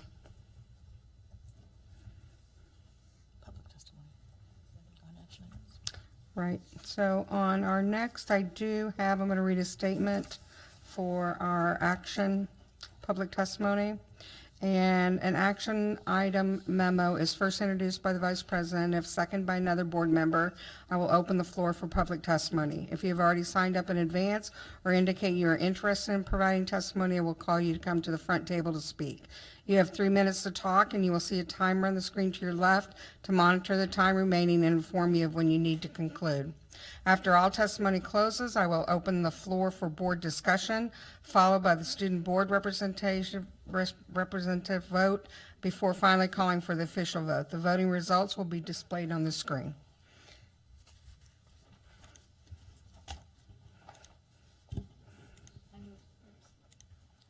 I move to approve ASD Memorandum Number 143 and adopt the attached resolution in support of the Week of the Young Child, April 8th through 12th, 2019. Second. Do we have any public testimony on this item, Memorandum 143? No public testimony. Is there any board discussion? No board discussion. Student vote. Yes. Members, please vote.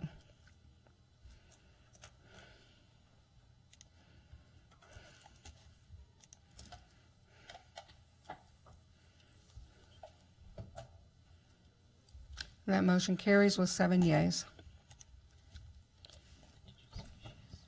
I move to approve ASD Memorandum Number 144 and adopt the attached resolution in support of Month of the Military Child for April 2019. Second. And at this time, I do have Kaylee. Okay, all right. So are there any other individuals that would like to testify on this memorandum 144? Okay, any board discussion or comments? Well, as a military child, I will just say that, when I was being raised in the military, we didn't always see these type of things or the support in the community. So I am certainly more than happy to support this. Student vote? Yes. Members vote.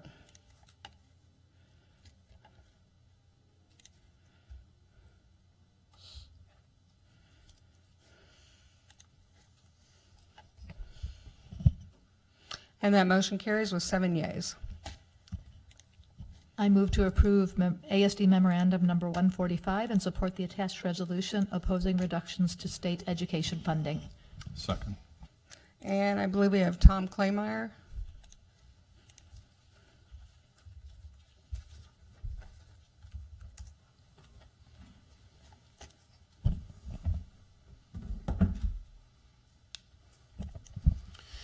Good evening, Madam President, school board members, Madam Superintendent.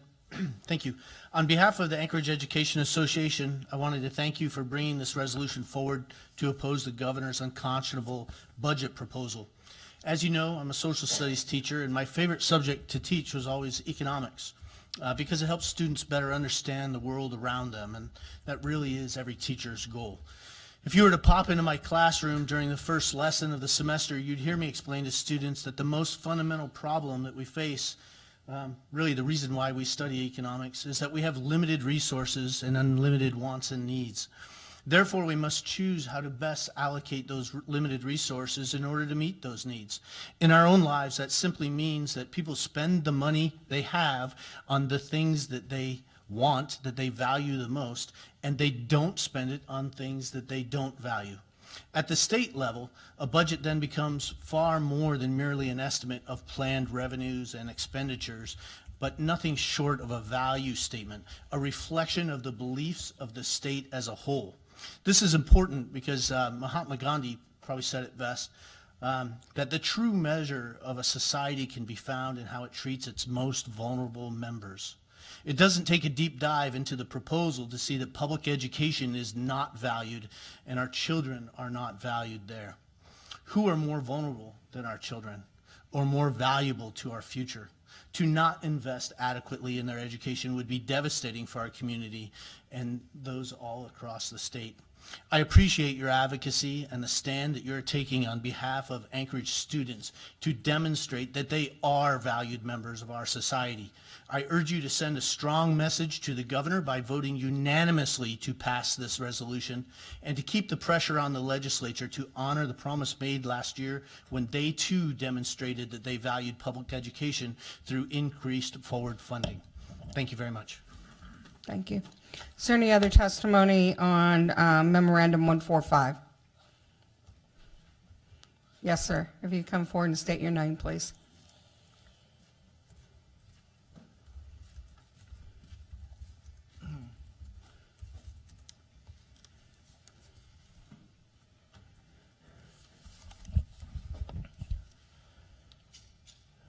My name is Eugene Carl Haveman. I represent myself. I live in the Massachusetts Valley. Follow the public process.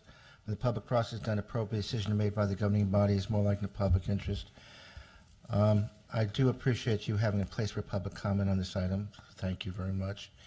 I've addressed the concern on the budget, state budget crisis, and we as Alaskans didn't have to be placed in this situation. It's been put off for a number of years. Now we have a situation where resolutions such as before here tonight or the Anchorage Assembly, the previous meeting of the Assembly, where there was no place for public comment, but at least you had an opportunity to speak, is dealing with the governor's approach to how to deal with the budget crisis. Now, I'll just say this, is that I don't see us getting out of this situation, because what I do see in our community, and when I say our community, and Alaskans dealing with it, is we have individuals basically saying is, we want our share, and many people say, me first, me first. There's a basic thing that caused this whole problem. One word: greed. Greed got us in this mess, and I fear that greed's going to keep us in this situation, because we're not, as Alaskans, coming together, respectfully looking at the situation, and dealing as a community, an Alaskan community, with this crisis that's been going on for several years. And as long as we don't come together respectively, because I've seen town hall meetings where there's more like a rally going out there with the legislature, we're not going to resolve this situation. And I fear it's going to be worse than the 80s, with all due respect. We've got to, and the other problem, the significant problem, this whole thing in reference to this is, greed got us in this situation by the parties who, elected officials, members of the public. We're in this situation, but we're not going to get out of it, because every road that I see happening, that I turn on the tube or attending meetings, it's think of me first, think of our program first, and not thinking about the whole community as a whole, and how do we get out of the situation. So I'll just end that with that statement, and thank you very much. And I do appreciate the board. The way you handle this resolution is you had at least put this on the agenda for the public to have a public hearing. The Anchorage Assembly had a reference to dealing with the governor's thing, and they put it at this 5 o'clock portion of the meeting, and there was no way for the public to speak. And they passed their political opinion on that and left out the public and what we had to say. Thank you very much. Thank you. Is there any other testimony on Memorandum 145? Hearing none, board discussion. Okay, student vote, please. Yes.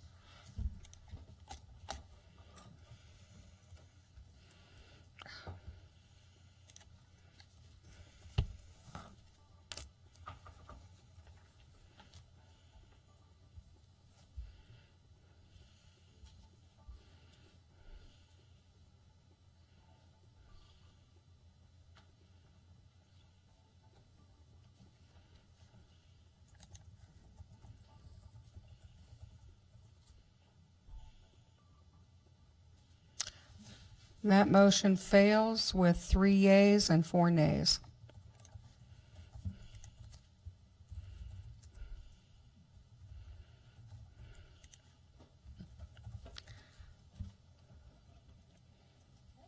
That's the last of the action items. Do what? That's the last of the action item. Right. So at this time, we have non-action items. Is there any item that a board member would like to pull? Seeing no items to pull, we will move on to new business. Anyone have any new business? Okay. Public testimony on any non-action or non-action items. No public testimony? Oh, sorry.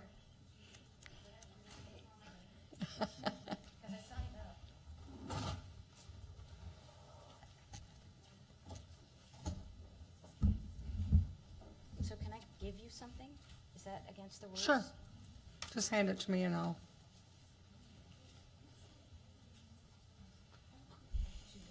Okay.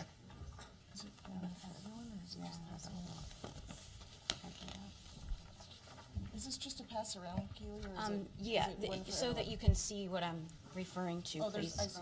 I thought they were all different. No, there's 2 different ones. One is marked up of each, the rest are not marked up.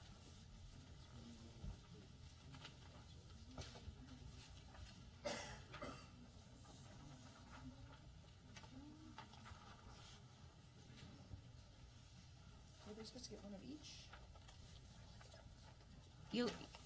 You'll figure it out.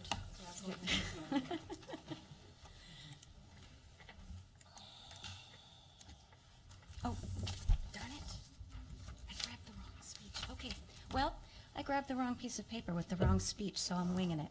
So,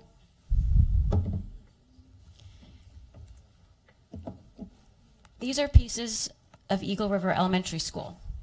And I brought them because I wanted you to remember that even though things seem okay right now, we've got a lot of resolution, there are some things that haven't been resolved. So don't forget that we still need some answers about busing. So what you have are some maps of areas that used to be bus-only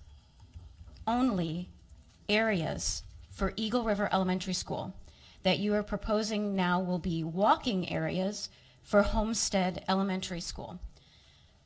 The two maps show below and above one of the busiest roads in Eagle River.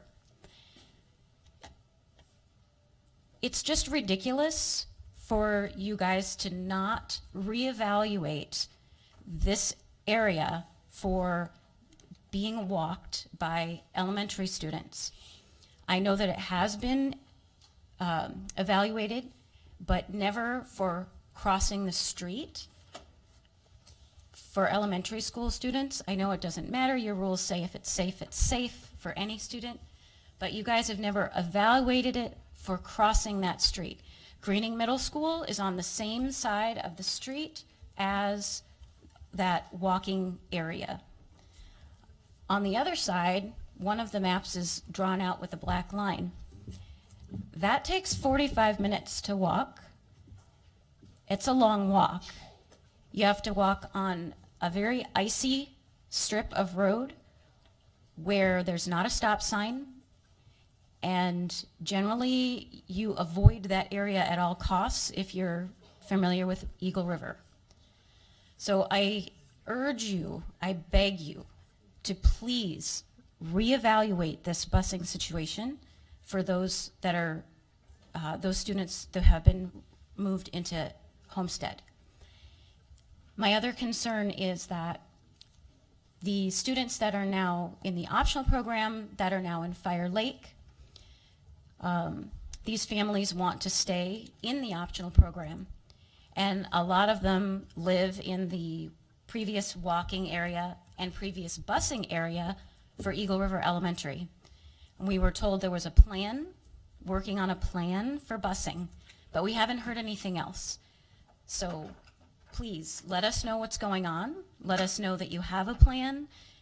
Let us know if we need to do anything to continue to get you guys to think about it. Thanks. Thank you. Okay, yes, sir.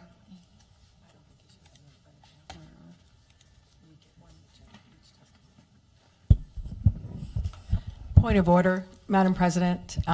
The folks testifying, I believe, get open testimony as well as testimony on a topic. This is open testimony, and we had this. Maybe I'm on the wrong one. Non-agenda items?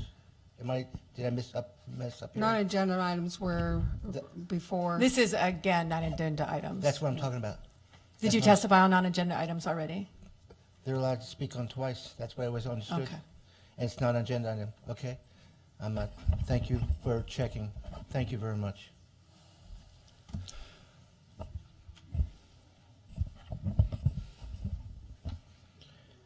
My name is Eugene Carl Haberman. I represent myself. I follow the public process.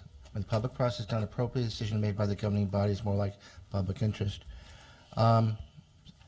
Just to add a footnote to the election and dealing with the school board candidates, the notice that was put in the ballots said the date of March. I am going to stop you because you've already testified on that, and we have no control over the.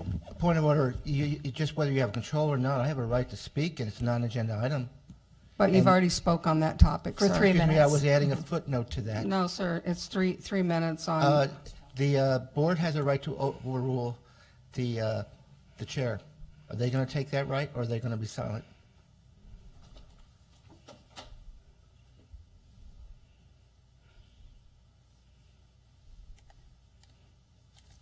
I'm assuming no, sir.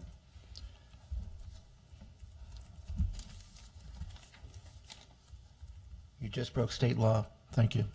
Oh, you said on another topic? As long as a different topic? Then I'll take a different topic here that doesn't deal with the elections.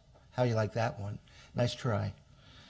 Okay, now let me start the clock, but I'll take off a few seconds.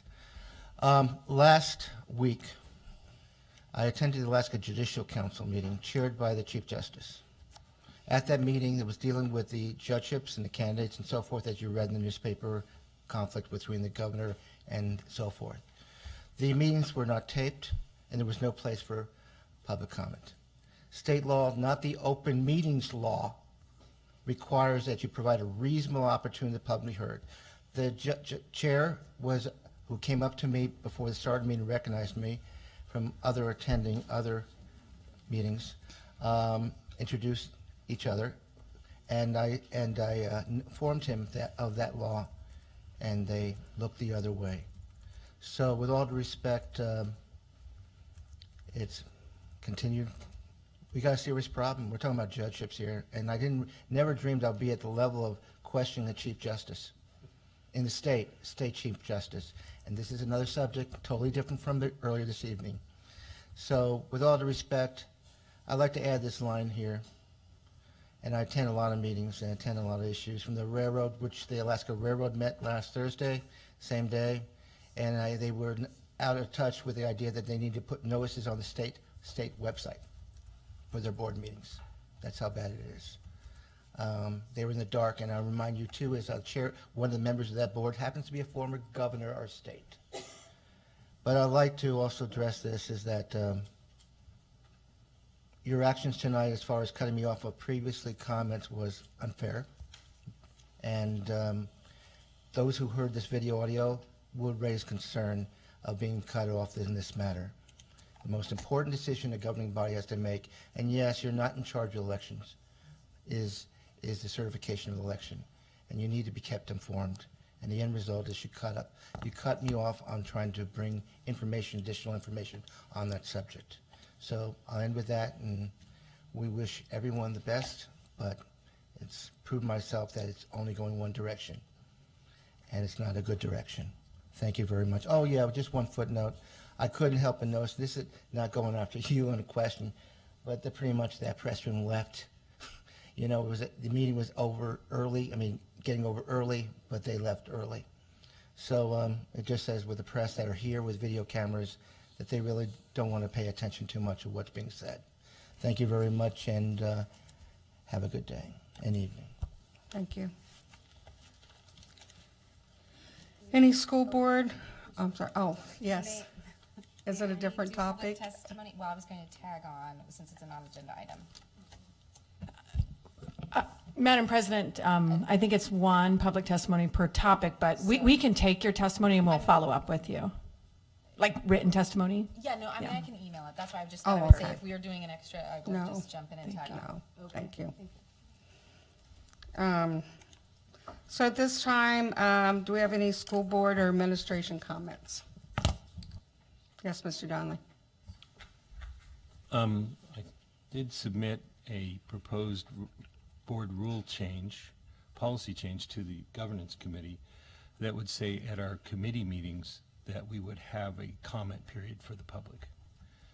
I didn't identify how long that would be. It could be brief because it's so challenging to get enough time in to do our meetings, but I do think it's something we should consider as a body since we haven't had that policy before.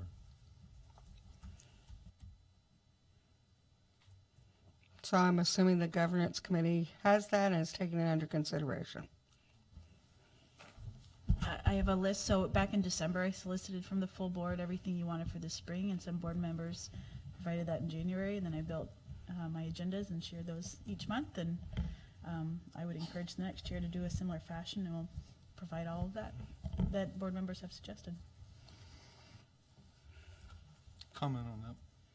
Yes, Mr. Holland. Just say that in years of attending committee meetings as a citizen or a teacher's representative, any number of people have been able to simply put themselves in a speaking order, whether they were members of the meeting or not.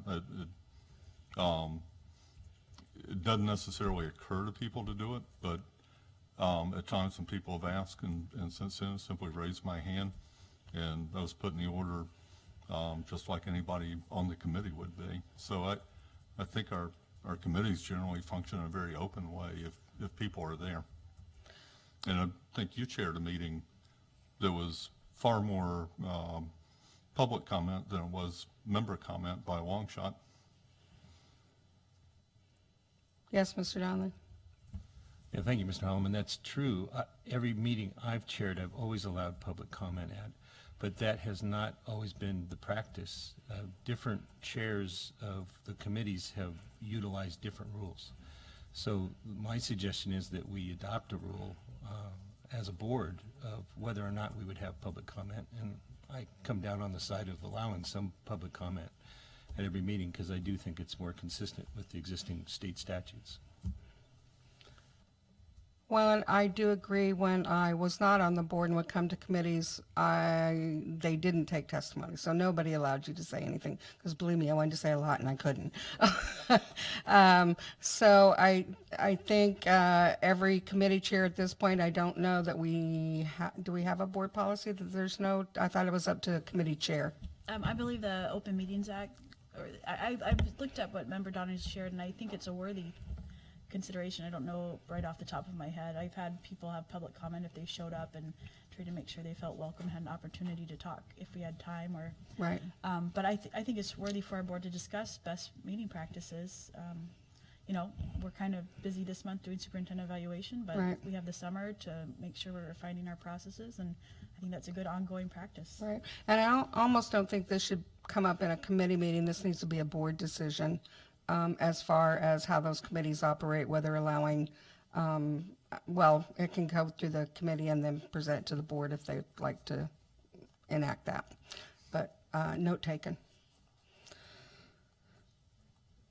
I have one comment. I went to Appenglow and saw the science fair, or the science what did we go see? Fire, yeah. And it was kindergarten through 6th grade, and it was absolutely amazing. I have never enjoyed anything so much in my life. I had a little first grader that just told me all about his project, and I looked at him and I said, "Can I ask a question?" And he said, "No." And so, you know, out of the mouths of babes, right? But they were very articulate. They knew their stuff, and I was very excited to be there. And thank you, Ms. Snelling, for joining me, and Mr. Holloman. Any other comments?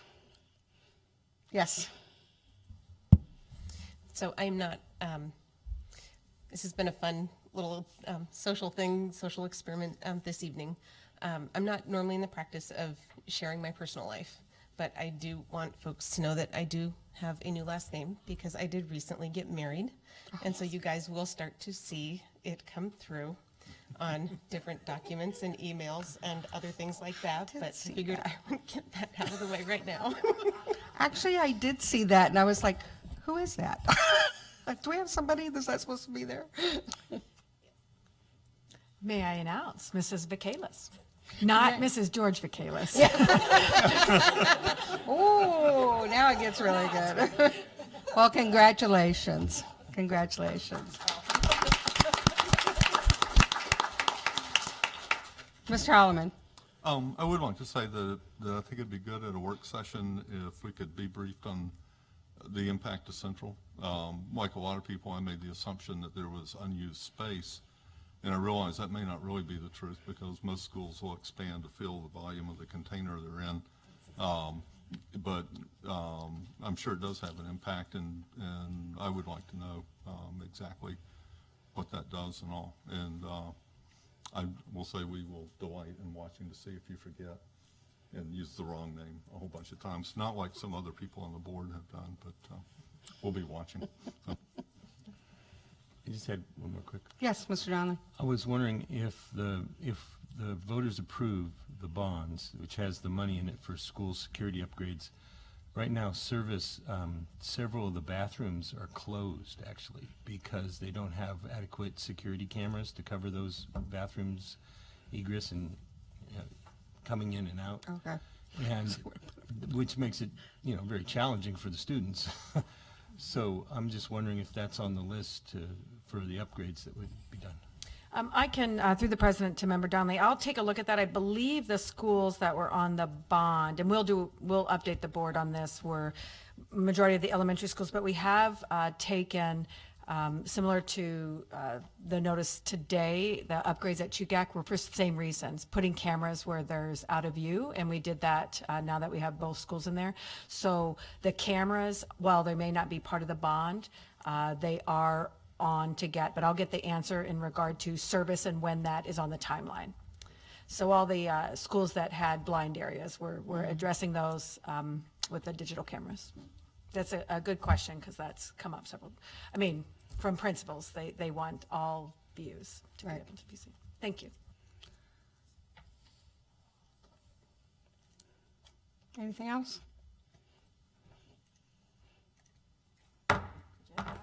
Board meeting is adjourned. What am I supposed to say? I know.